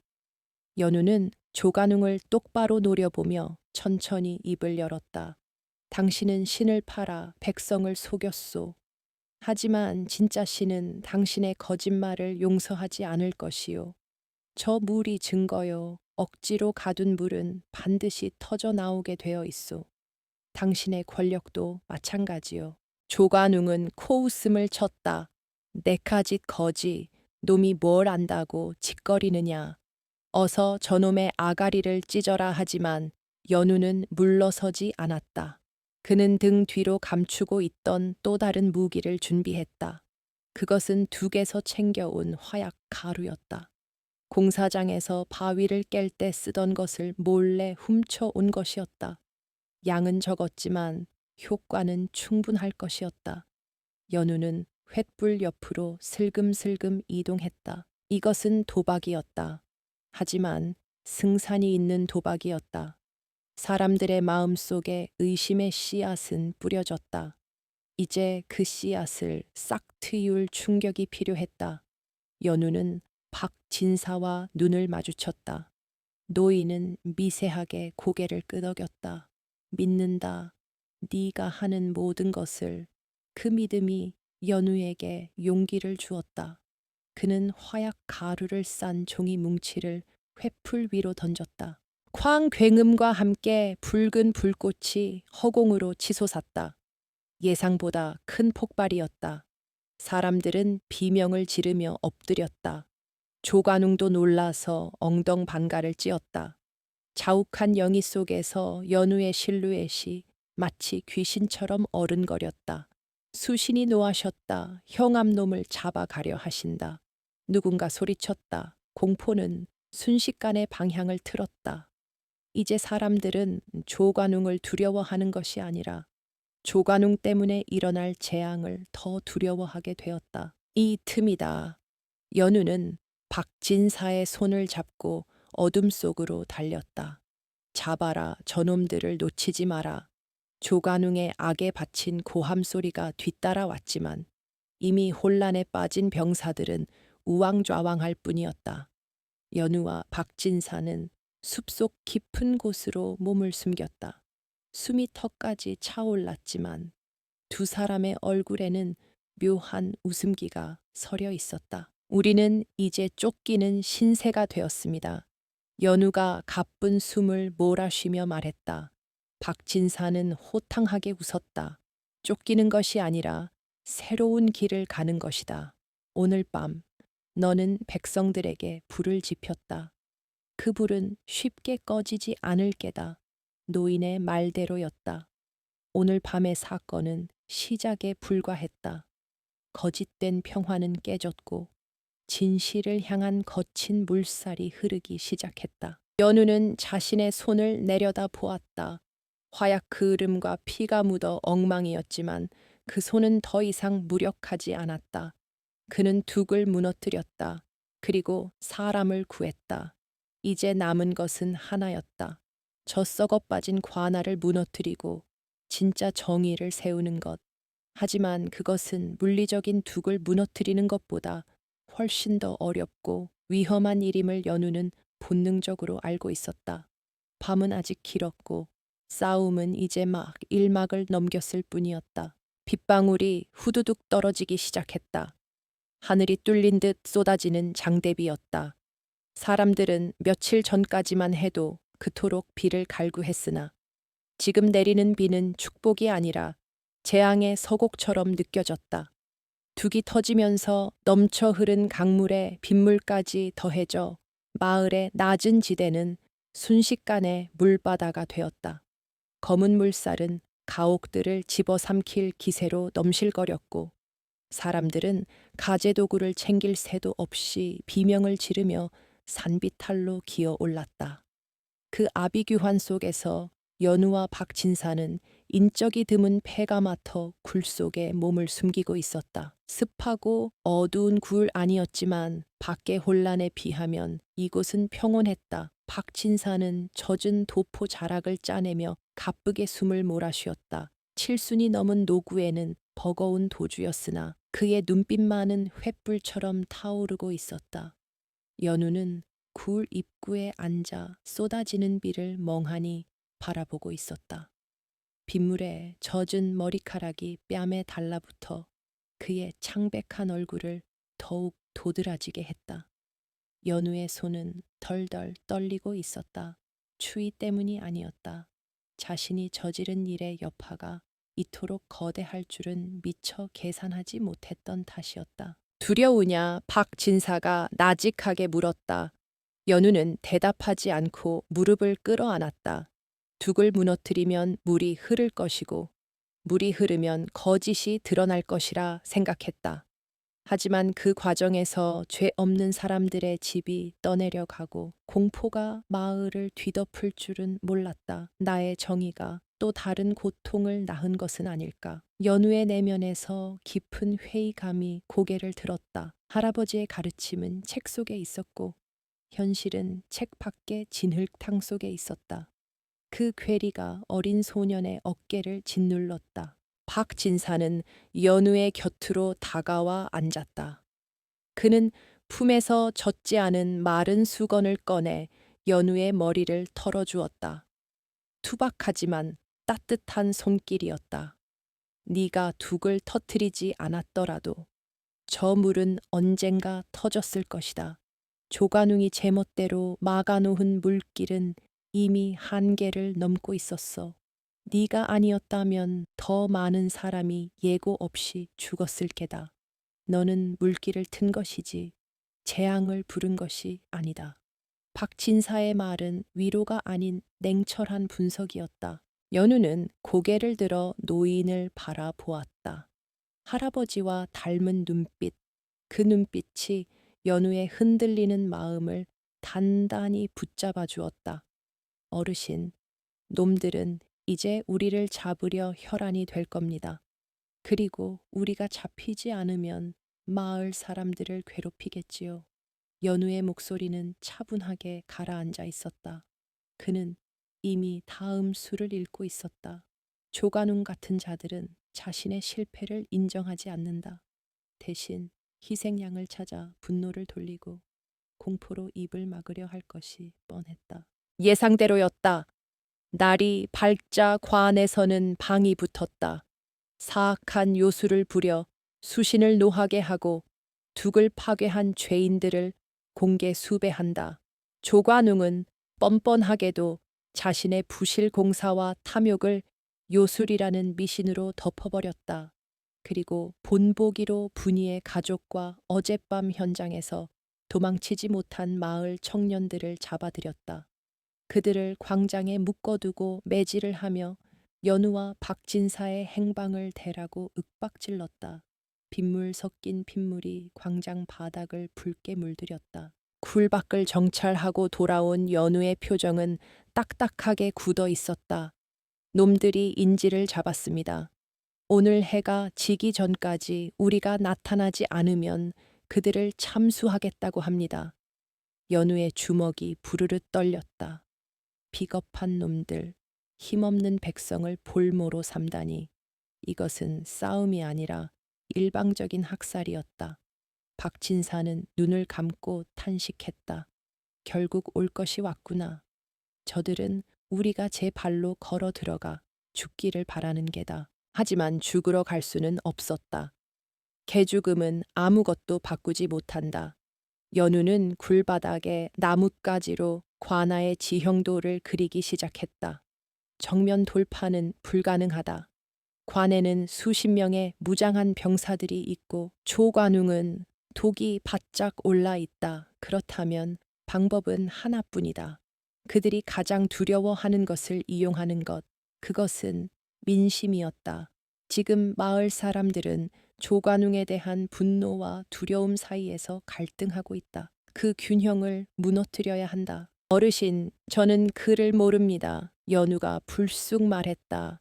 박진사는 의아한 듯 쳐다보았다. 내 눈빛이 천 권의 책을 읽은 듯 깊거늘 그를 모른다니. 연우는 씁쓸하게 웃었다. 읽을 줄은 알지만 쓸 줄은 모릅니다. 제 글씨체는 할아버지를 닮아 누군가 알아볼까봐 배우지 않았으니까요. 하지만 오늘은 써야겠습니다. 어르신, 저를 도와주십시오. 사람들의 마음을 움직일 경문을 써주십시오. 제가 그 경문을 놈들의 심장에 박아 넣겠습니다. 박진사는 연우의 의도를 알아차렸다. 붓 대신 칼이 필요한 시점이었다. 하지만 그 칼은 쇠로 만든 것이 아니라 문장으로 만든 것이어야 했다. 박진사는 고개를 끄덕였다. 붓과 먹은 없으나 내 손가락을 붙삼고 빗물을 먹삼아 쓰겠다. 네가 부르는 대로 받아 적으마. 두 사람은 머리를 맞대고 작전을 짰다. 빗소리는 타자기 소리처럼 그들의 계획에 리듬을 더해 주었다. 밤이 깊어지자 빗줄기는 더욱 거세졌다. 천둥 번개가 치며 하늘이 울부짖었다. 마치 억울하게 죽은 원혼들이 소리 지르는 듯했다. 연우는 검은 천으로 얼굴을 가리고 빗속으로 뛰어들었다. 그의 품에는 박진사가 쓴 경문들이 가득했다. 그것들은 단순한 종이 조각이 아니었다. 조관웅의 죄상을 낱낱이 고발하고 백성들에게 일어날 것을 촉구하는 뜨거운 외침이었다. 연우는 유령처럼 마을을 누볐다. 관아의 담벼락, 장터의 게시판, 심지어 조관웅의 집 대문 앞까지 그의 손길이 닿는 곳마다 경문이 붙었다. 빗물에 젖지 않도록 기름 먹인 종이를 사용한 연우의 세심함이 돋보였다. 경비병들은 쏟아지는 비 때문에 시야가 가려 연우의 그림자조차 쫓지 못했다. 연우는 어둠을 틈타 움직이며 생각했다. 이 비는 우리를 돕고 있다. 하늘도 조관웅을 버린 것이다. 새벽녘, 연우는 마지막으로 강가에 섰다. 무너진 둑 사이로 흐르는 강물은 여전히 거칠었다. 그는 강물에 손을 담갔다. 차가운 물이 손끝을 타고 전신으로 퍼져나갔다. 할아버지, 보고 계십니까? 저는 이제 숨지 않겠습니다. 제 재능을 세상을 위해 쓰겠습니다. 비록 그것이 저를 파멸로 이끈다 해도 후회하지 않겠습니다. 연우의 눈빛은 강물보다 깊고 단단해져 있었다. 날이 밝으면 마을은 발칵 뒤집힐 것이다. 경문을 읽은 사람들은 알게 될 것이다. 둑을 무너뜨려 마을을 구한 것이 요술쟁이가 아니라 바로 자신들의 이웃을 지키려던 의로운 이들임을, 그리고 진짜 괴물은 강 속에 사는 이무기가 아니라 관아 안방에 앉아 있는 탐관오리임을. 연우는 젖은 옷을 털며 다시 굴 속으로 향했다. 이제 주사위는 던져졌다. 굴로 돌아온 연우는 박진사 옆에 쓰러지듯 누웠다. 피로가 몰려왔지만 정신은 맑았다. 어르신, 준비는 끝났습니다. 박진사는 자애로운 눈빛으로 연우를 바라보았다. 고생했다. 이제 남은 것은 하늘의 뜻이다. 아니, 백성의 뜻이다. 밖에서는 여전히 비가 내리고 있었다. 하지만 그 비는 더 이상 절망의 비가 아니었다. 묵은 때를 씻어내고 새로운 세상을 준비하는 정화의 비였다. 폭풍우 치는 밤, 작은 굴 속에서 노인과 소녀는 서로의 천에 의지하며 다가올 결전을 기다리고 있었다. 내일이면 광장에서 피바람이 불지도 모른다. 하지만 두 사람은 두렵지 않았다. 그들의 가슴 속에는 이미 꺼지지 않는 불꽃이 타오르고 있었기 때문이다. 그것은 정이라는 이름의 그 어떤 폭우로도 끌 수 없는 뜨거운 불꽃이었다. 폭풍우가 휩쓸고 간 아침은 기이할 정도로 고요했다. 밤새 내리던 비는 그쳤지만 하늘은 여전히 낯빛 구름으로 뒤덮여 있었다. 마을 곳곳은 물바다가 되어 있었고 무너진 담장과 뽑혀 나간 나무들이 나뒹굴었다. 하지만 사람들의 눈길을 끈 것은 처참한 수해 현장이 아니었다. 마을 어귀의 장승부터 관아의 외벽 장터의 게시판까지 빼곡하게 붙어 있는 종이 한 장이었다. 밤사이 누군가 목숨을 걸고 붙여놓은 경문이었다. 빗물에 젖어 쭈글쭈글해졌지만 먹물로 쓴 글씨는 선명했다. 그를 아는 훈장 어른이 떨리는 목소리로 경문을 읽어 내려갔다. 하늘이 노한 것이 아니라 탐과 놀이의 욕심이 물길을 막은 것이다. 둑을 무너뜨린 것은 요술이 아니라 썩은 물을 흐르게 하려는 백성의 의지다. 조관웅은 신을 빙자하여 너희의 고혈을 빨아먹는 거머리다. 눈을 떠라 백성들이여. 훈장의 목소리가 높아질수록 모여든 사람들의 얼굴에는 충격과 분노가 번져갔다. 그동안 막연하게만 느꼈던 의심이 확신으로 바뀌는 순간이었다. 가뭄이 아니라 인재였다니. 우리가 바친 곡물과 재물은 모두 조관웅의 배를 불리기 위한 사기극이었다니. 사람들은 웅성거리기 시작했다. 두려움에 눌려있던 목소리들이 하나둘 터져 나왔다. 이게 사실이라면 우린 속은 거야. 내 자식 굶겨가며 바친 쌀이 저놈 뱃속으로 들어갔단 말이야. 분노의 불길은 젖은 장작에 붙은 불처럼 매캐한 연기를 내며 번져나갔다. 소식은 삽시간에 관아 안으로 전해졌다. 조관웅은 경문을 구겨 찢어버리며 길길이 날뛰었다. 어떤 놈이냐 감히 내 이름을 더럽히고 백성을 선동하다니. 그의 눈은 핏발이 서 있었다. 자신의 완벽했던 왕국이 쥐새끼 2마리 때문에 무너지고 있었다. 그는 당장 호위대장을 불렀다. 잡아들인 인질들을 당장 형장으로 끌어내라. 놈들이 제 발로 기어 나오지 않으면 그놈들 눈앞에서 가족의 목을 베어버리겠다. 전고가 가까워지자 관아 앞 광장에는 살벌한 긴장감이 감돌았다. 포승줄에 묶인 분이와 그 어미 그리고 마을 청년들이 무릎을 꿇고 있었다. 그들의 뒤에는 시퍼런 칼을 든 망나니들이 춤을 추고 있었다. 조관웅은 단상 높이 앉아 광장에 모인 백성들을 노려보았다. 들어라, 이 사악한 죄인들은 요술쟁이와 한통속이 되어 마을을 위험에 빠뜨렸다. 내 친히 이들을 처단하여 수신의 노여움을 달래겠다. 하지만 백성들의 반응은 예전과 달랐다. 예전 같으면 벌벌 떨며 머리를 조아렸을 그들이 지금은 조관웅을 향해 적대적인 눈빛을 보내고 있었다.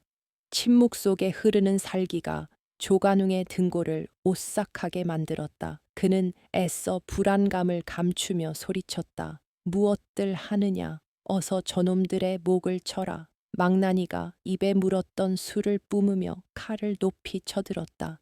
분이는 눈을 질끈 감았고 어미는 딸을 감싸 안으며 비명을 질렀다. 멈추시오. 천둥 같은 고함 소리가 광장을 갈랐다. 사람들의 시선이 일제히 소리난 곳으로 쏠렸다. 군중이 홍해처럼 갈라지며 한 소년이 걸어 나오고 있었다. 넉마 같은 옷을 걸쳤지만 허리를 꼿꼿이 세운 모습은 당당하기 그지없었다. 연우였다. 그리고 그 뒤를 이어 박진사가 지팡이를 짚고 천천히 걸어 나왔다. 두 사람의 등장에 광장은 찬물을 끼얹은 듯 조용해졌다. 조관웅은 믿을 수 없다는 듯 눈을 비볐다. 저 꼬마 거지가 감히 내 앞을 가로막다니. 그는 비릿한 웃음을 흘렸다. 쥐새끼가 제 발로 기어 나왔구나. 그래, 내 놈이 둑을 무너뜨린 그 요술쟁이냐. 조관웅의 조롱에도 연우는 눈 하나 깜짝하지 않았다. 연우는 단상 바로 앞까지 걸어와 멈춰 섰다. 그리고는 고개를 들어 조관웅을 똑바로 쳐다보았다. 그 눈빛에는 7살 아이의 것이라고는 믿기지 않는 서늘한 위엄이 서려 있었다. 요술이 아닙니다. 이치입니다. 연우의 목소리는 맑고 또렷했다. 물이 높은 곳에서 낮은 곳으로 흐르는 것이 이치이듯 죄를 지으면 벌을 받는 것 또한 세상의 이치입니다. 나는 막혀있던 물길을 텄을 뿐이고 이제 당신이 막아놓은 민심의 둑을 터트리러 왔습니다. 연우의 당돌한 말에 백성들은 숨을 죽였다. 누구도 감히 형암에게 저런 말을 한 적이 없었다. 조관웅의 얼굴이 불그락부르락해졌다. 네, 이놈 천한 거지. 놈이 어디서 주워들은 풍월로 나를 능멸하려 드느냐 여봐라. 저놈의 혀를 뽑아라. 병사들이 달려들려 했지만 박진사가 앞을 가로막으며 호통을 쳤다. 물러거라. 이 아이의 말에 틀린 것이 하나라도 있느냐. 둑을 쌓아 물을 독점하고 가뭄을 핑계로 백성을 수탈한 것이 내 놈의 죄가 아니더냐. 박진사의 위세에 병사들이 주춤했다. 늙은 선비의 기백은 칼보다 날카로웠다. 연우는 그 틈을 놓치지 않고 군중을 향해 돌아섰다. 여러분, 보셨습니까? 둑이 터진 자리에 무엇이 있었습니까? 이무기가 있었습니까? 아닙니다. 썩은 물과 그가 숨겨둔 쌀가마니들이 떠내려 갔습니다. 우리는 신의 저주를 받은 것이 아니라 저 자의 탐욕에 희생된 것입니다. 연우의 외침은 도화선이 되었다. 군중 속에서 누군가 소리쳤다. 맞다, 내 눈으로 봤어. 둑 밑에 숨겨둔 쌀 창고가 터지는 걸 봤다고. 또 다른 사람이 외쳤다. 우리 쌀을 훔쳐다가 거기 숨겨놨던 거야. 사람들의 분노가 폭발했다. 그들은 더 이상 무지몽매한 군중이 아니었다. 진실을 알게 된 성난 파도였다. 조관웅을 몰아내자. 내 자식 살려내라. 당황한 조관웅은 병사들에게 칼을 휘두르라고 명령했지만 이미 기세는 기울어져 있었다. 병사들조차 동요하고 있었다. 그들도 이 마을의 자식들이었고 피해자의 가족들이었다. 형장에 묶여있는 청년이 자신의 친구였고 울고 있는 안악이 자신의 누이였다. 칼끝이 흔들리기 시작했다. 명령과 양심 사이에서 병사들은 갈등했다. 그때 연우가 다시 입을 열었다. 이번에는 조관웅이 아니라 병사들을 향해서였다. 칼은 백성을 지키라고 있는 것입니다. 탐관오리에 사병 노릇을 하라고 나라에서 녹봉을 주는 것이 아닙니다. 지금 당신들의 칼끝이 향해야 할 곳은 어디입니까? 연우의 일갈은 병사들의 가슴 깊은 곳을 찔렀다. 쨍그랑 병사 하나가 칼을 바닥에 떨어뜨렸다. 그것은 항복이 아니라 각성의 신호탄이었다. 조관웅은 사색이 되었다. 이 멍청한 놈들이 반역이다. 이건 반역이야. 그는 뒷걸음질 치며 도망칠 구멍을 찾았다. 하지만 이미 늦었다. 분노한 군중들이 단상으로 몰려들기 시작했다.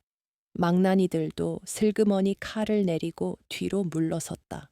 포승줄에 묶여 있던 분이에 어미가 달려나와 딸을 껴안았다. 인질들이 풀려나고 사람들은 환호했다. 연우는 그 혼란 속에서도 냉정함을 잃지 않았다. 그는 알고 있었다. 군중의 분노는 불과 같아서 잘못 다루면 모든 것을 태워버릴 수 있다는 것을. 조관웅을 죽이는 것만으로는 해결되지 않는다. 법으로 심판해야 했다. 그래야 이 승리가 정당성을 얻고 다시는 이런 일이 반복되지 않을 것이다. 멈추십시오. 연우가 다시 한번 소리쳤다. 흥분한 군중들이 멈칫했다. 저 자를 죽여서는 안 됩니다. 사람들은 의아해했다. 왜 죽이면 안 되냐는 항의가 빗발쳤다. 연우는 단호하게 말했다. 저 자를 그냥 죽이면 억울하게 죽은 원혼이 될 뿐입니다. 산채로 잡아 한양으로 압송해야 합니다. 그리하여 만천해 저 자의 죄상을 낱낱이 밝히고 국법으로 다스려야 합니다. 그것이 진정한 복수입니다. 사람들은 연우의 말에 침묵했다. 어린아이의 입에서 나온 말이라고는 믿기지 않을 만큼 이성적이고 타당했다. 박진사가 거들었다. 아이 말이 맞다. 우리는 폭도가 아니다. 의로운 백성이다. 저 자를 포박하여 의금부로 보내자. 사람들은 올소를 연치며 조관웅을 애워쌌다. 조관웅은 비명을 지르며 발버둥 쳤지만 수십 명의 손에 의해 제압당했다. 그 순간 구름 사이로 한 줄기 햇살이 비쳤다. 며칠 만에 보는 맑은 햇살이었다. 그 빛은 광장 한가운데 서 있는 연우를 비추었다. 흑투성이 거짓골을 하고 있었지만 그 순간만큼은 그 누구보다 빛나는 영웅이었다. 사람들은 경외심 어린 눈빛으로 연우를 바라보았다. 저 아이는 누구인가? 하늘이 보낸 아이인가? 하지만 연우는 웃지 않았다. 그의 시선은 멀리 한양 쪽 하늘을 향해 있었다. 이제 시작일 뿐이다. 조관웅 하나를 잡았다고 세상이 바뀌지는 않는다. 더 큰 권력, 더 깊은 어둠이 저 너머에 도사리고 있었다. 그리고 자신의 진짜 신분을 되찾기 위한 여정도 이제 막 첫 발을 떼었을 뿐이었다. 박진사가 연우의 어깨를 감쌌다. 잘했다. 정말 잘했어. 연우는 그제야 긴장이 풀린 듯 다리가 휘청거렸다. 박진사가 급히 부축했다. 연우는 노인의 품에 안겨 작게 속삭였다. 어르신, 배가 고픕니다. 그 말에 박진사는 껄껄 웃음을 터뜨렸다. 영웅도 밥은 먹어야지. 그렇고 말고. 마을 사람들은 조관웅을 굴비 엮듯 묶어 관아 창고에 가두었다. 그리고 마을 잔치가 벌어졌다. 남은 식재료를 모두 털어 국밥을 끓이고 숨겨뒀던 술독을 꺼냈다. 연우는 상석에 앉아 김이 모락모락 나는 국밥 한 그릇을 받았다. 생전 처음 받아보는 따뜻한 대접이었다. 국물을 한 숟가락 떠 넣는 순간 뜨거운 눈물이 핑 돌았다. 살아있다는 것, 그리고 누군가를 살렸다는 것이 실감이 났다. 하지만 연우의 마음 한구석에는 여전히 불안한 그림자가 남아 있었다. 조관웅의 배후, 그가 믿고 까불었던 뒷배가 분명히 있을 터였다. 그리고 그들은 자신의 이익을 건드린 이 작은 반란을 결코 좌시하지 않을 것이다. 폭풍은 지나갔지만 더 큰 태풍이 몰려오고 있었다. 연우는 숟가락을 꽉 쥐었다. 먹어야 한다. 먹고 힘을 내서 다가올 싸움을 준비해야 한다. 이튿날 아침 물이 빠져나간 강바닥은 마치 거대한 짐승의 뱃속을 갈라놓은 듯 적나라했다. 성난 물살이 휩쓸고 지나간 자리에는 흉물스러운 잔해들이 고스란히 드러나 있었다. 마을 사람들은 조관웅을 포박하여 강가로 끌고 나왔다. 그는 여전히 억울하다며 고래고래 소리를 지르고 있었지만 그의 눈동자는 불안하게 흔들리고 있었다. 물이 빠지면 드러날 진실이 무엇인지 그 자신이 누구보다 잘 알고 있었기 때문이었다. 연우는 진흙투성이가 된 강바닥으로 내려갔다. 그의 작은 발이 푹푹 빠졌지만 걸음에는 망설임이 없었다. 그는 상류 쪽 굽이진 곳에 남아있는 거대한 목재 구조물 앞에 멈춰 섰다. 그것은 자연적으로 떠내려온 나무가 아니었다. 톱으로 정교하게 잘리고 쇠못으로 단단히 고정된 인공적인 숨은 슈이맨의 잔해였다. 연우는 그 구조물을 가리키며 조관웅을 돌아보았다. 보십시오. 이것이 당신이 말한 수신의 노여움의 실체입니다. 연우의 목소리는 차분했지만 강게 모인 모든 사람의 귀에 또렷하게 박혔다. 이 나무들은 썩은 것이 아니라 누군가 의도적으로 잘라 맞춘 것입니다.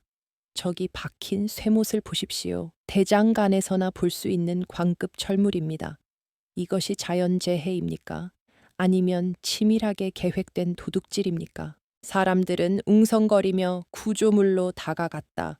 농사꾼들의 투박한 눈으로 봐도 그것은 분명히 사람의 손을 탄 물건이었다. 게다가 그 나무 틈새에는 아직도 덜 녹은 흙벽돌과 방수용 기름천 조각들이 끼어 있었다. 물을 막기 위해 쓴 자재들이었다.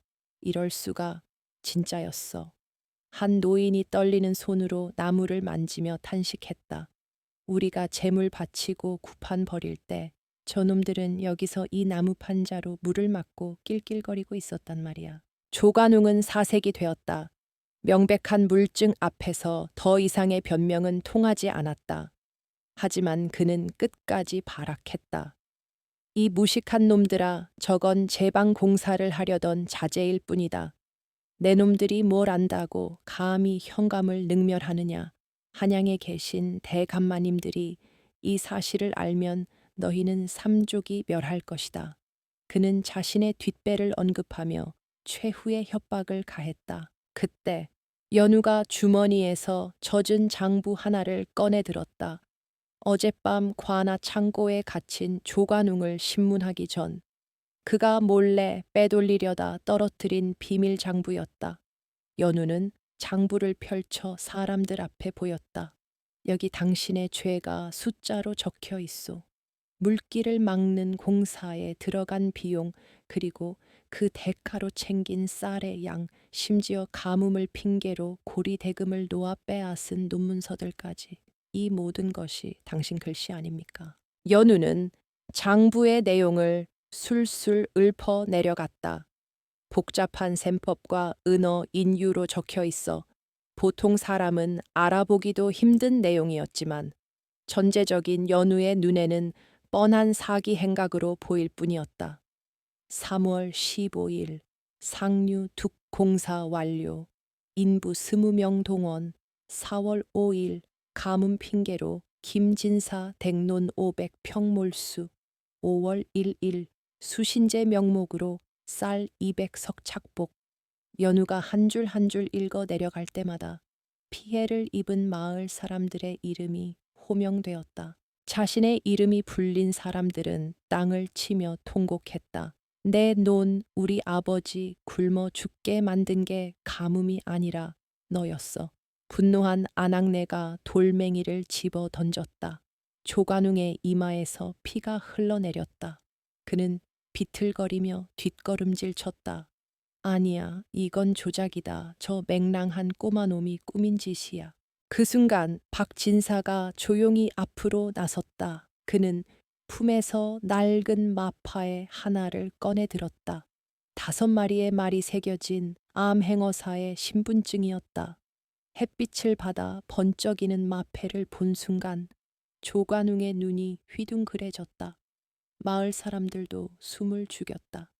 그저 낙향한 늙은 선비인 줄만 알았던 박진사가 사실은 왕의 특명을 받고 내려온 암행어사였던 것이다. 암행어사 출두야.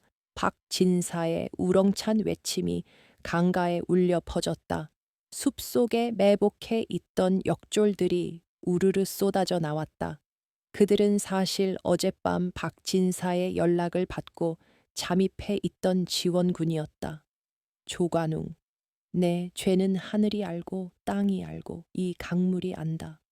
감히 국록을 먹는 자가 백성을 도탄에 빠뜨리고 국법을 유린했으니 그 죄를 어찌 씻으려 하느냐. 조관웅은 털썩 주저앉았다.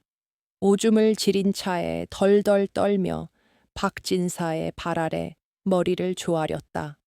어사또날이 죽을 죄를 지었습니다. 제발 목숨만은 살려주십시오. 시키는 대로 다 하겠습니다. 비굴하기 짝이 없는 모습에 마을 사람들은 혀를 찼다. 조금 전까지 호랑이처럼 굴던 자가 고양이 앞에 쥐신세가 된 꼴이었다. 박진사는 차가운 눈으로 조관웅을 내려다 보았다. 내 목숨은 내가 결정할 것이 아니다. 네가 피눈물 흘리게 만든 저 백성들과 법이 심판할 것이다. 여봐라. 이 자를 당장 함거 죄인을 실어 나르는 수레에 태워 한양으로 압송하라. 역졸들이 조관웅을 짐승처럼 끌고 갔다. 그의 비명소리가 멀어질 때까지 사람들은 미동도 하지 않았다. 상황이 정리되자 박진사는 연우에게 다가왔다. 자네 덕분에 큰 짐을 덜었네. 이 장부가 없었더라면 저 교활한 자가 빠져나갈 구멍을 찾았을지도 모르지. 박진사는 연우의 어깨를 두드리며 진심으로 고마워했다. 하지만 연우의 표정은 밝지 않았다. 그는 장부를 박진세에게 건네며 고개를 숙였다. 어르신, 저는 할 일을 했을 뿐입니다. 하지만 연우는 말을 잇지 못했다. 조관웅은 잡혀갔지만 자신의 정체가 드러나는 것은 시간 문제였다. 암행어사가 개입된 이상 이 사건은 조정에 보고될 것이고 신동이라 불리는 거지 아이에 대한 소문도 퍼질 것이었다. 역적의 자손이라는 낙인이 다시 그를 옥죄어 올 것이 두려웠다. 박진사는 연우의 근심을 꿰뚫어 보았다. 그는 주변을 물리고 연우와 단둘이 강가에 섰다.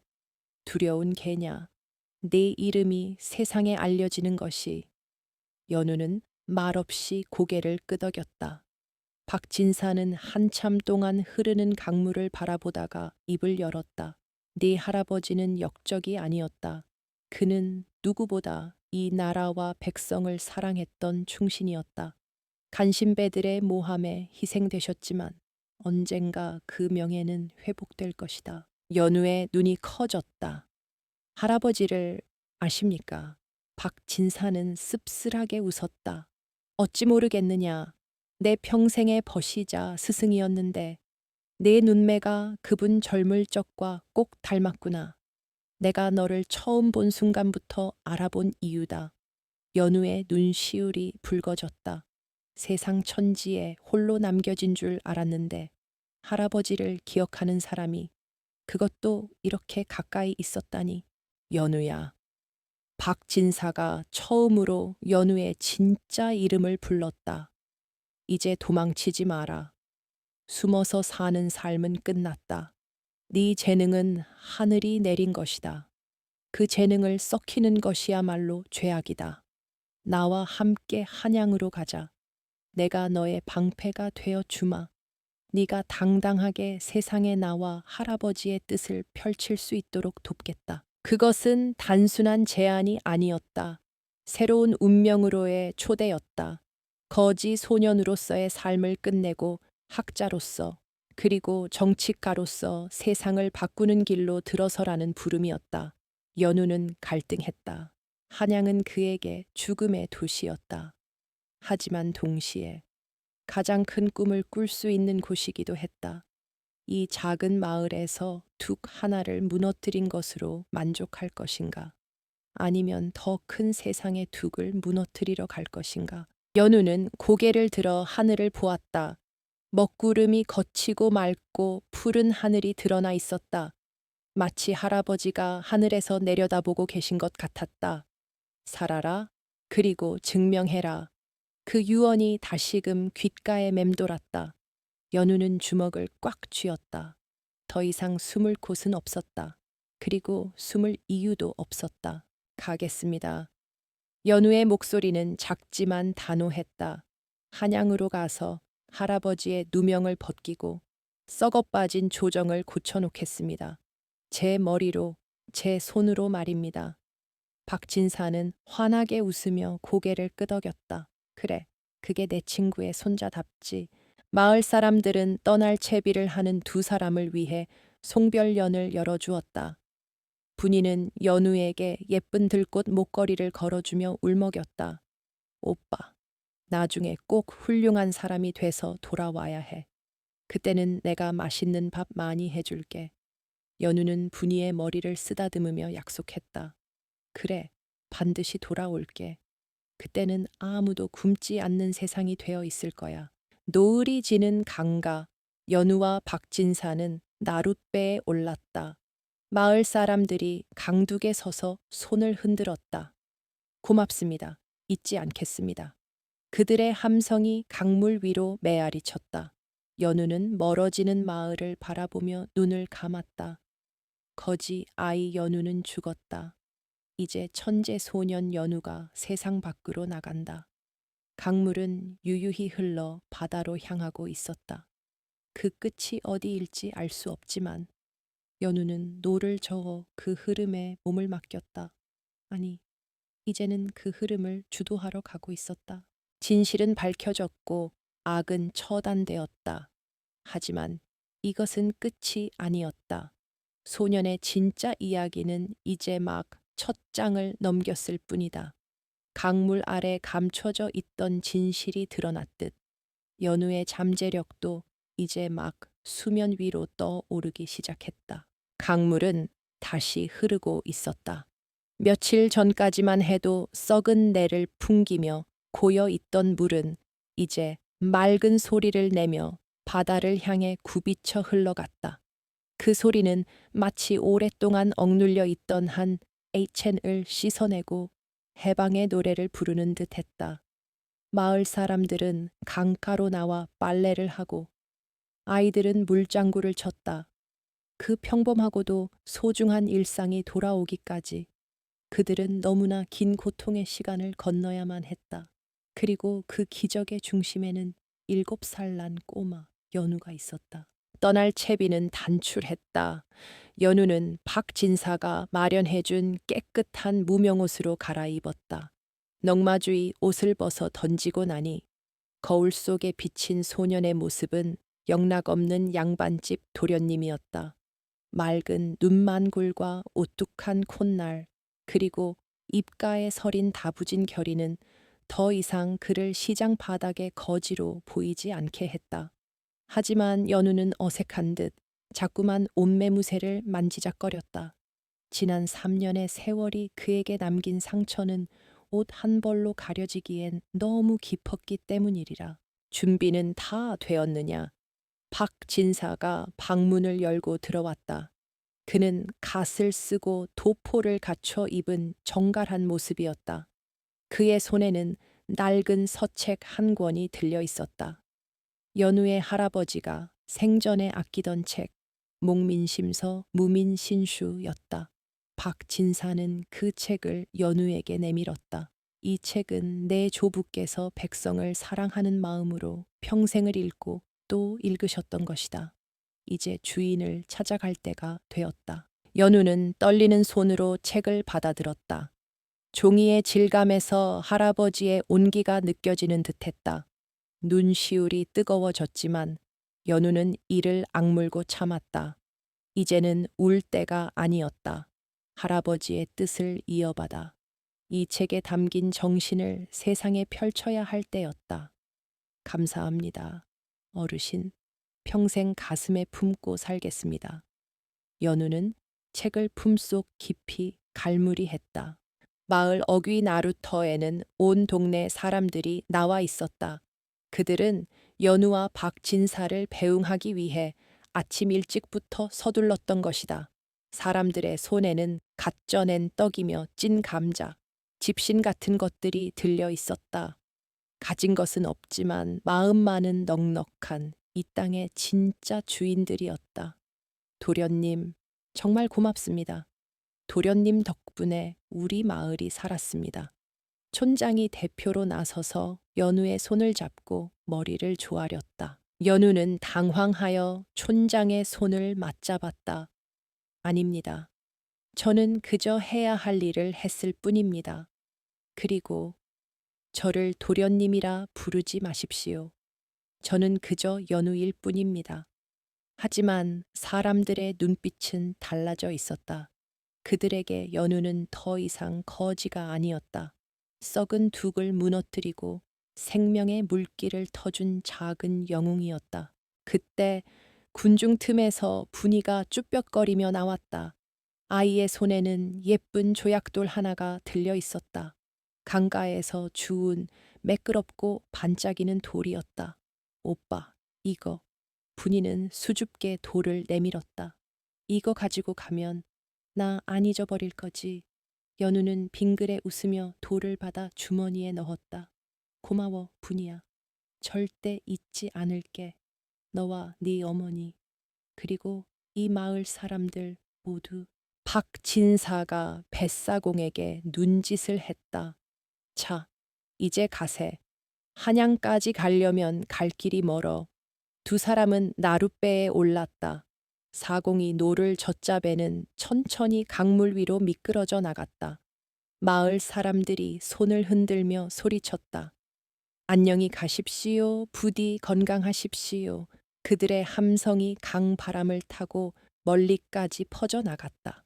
연우는 배 뒤편에 서서 멀어지는 마을을 하염없이 바라보았다. 배가 마을을 벗어나 넓은 강으로 접어들자 주변의 풍경이 시원하게 펼쳐졌다. 양옆으로 솟은 산새와 그 사이를 흐르는 푸른 물줄기는 한 폭의 그림 같았다. 박진사는 뱃머리에 앉아 강물을 바라보며 입을 열었다. 연우야, 저 물을 보거라. 물은 다투지 않는다. 바위를 만나면 돌아가고 웅덩이를 만나면 채우고 간다. 하지만 결국에는 바다에 닿고야 말지. 연우는 박진사의 옆에 앉아 물끄러미 강물을 내려다 보았다. 예, 어르신. 조관웅은 그 물을 억지로 막으려다 파멸했습니다. 박진사는 고개를 끄덕였다. 그렇다. 세상의 이치도 그와 같다. 잠시 권력으로 진실을 막을 수는 있어도 영원히 가둘 수는 없는 법이다. 네가 한 일은 단순히 둑을 무너뜨린 것이 아니다. 막혀 있던 세상의 이치를 다시 흐르게 한 것이다. 연우는 묵묵히 그 말을 되새겼다. 한양으로 가는 길은 험난할 것이다. 조관웅보다 더 무서운 권력자들이 득실거리는 곳, 자신의 할아버지를 죽음으로 몰고 간 정적들이 눈을 번뜩이고 있는 곳. 하지만 연우는 두렵지 않았다. 그의 곁에는 지혜로운 스승 박진사가 있었고 가슴속에는 할아버지의 유산과 마을 사람들의 응원이 있었다. 어르신, 한양에 가면 가장 먼저 무엇을 해야 합니까? 연우가 물었다. 박진사는 먼 산을 응시하며 대답했다. 공부다. 너는 천재적인 재능을 가졌으나 아직 다듬어지지 않은 원석이다. 학문을 익히고 세상을 보는 눈을 더 키워야 한다. 그리하여 때가 되었을 때 네 할아버지의 억울함을 풀고 나아가 이 나라를 병들게 하는 저 썩은 둑들을 모두 무너뜨려야 한다. 연우의 눈빛이 빛났다. 알겠습니다. 뼈를 깎는 노력으로 정진하겠습니다. 그것은 소년의 다짐이자 스스로에게 거는 주문이었다. 배는 물살을 가르며 힘차게 나아갔다. 강바람이 연우의 옷자락을 펄럭였다. 이제 그는 더 이상 숨어 지내는 죄인의 자식이 아니었다.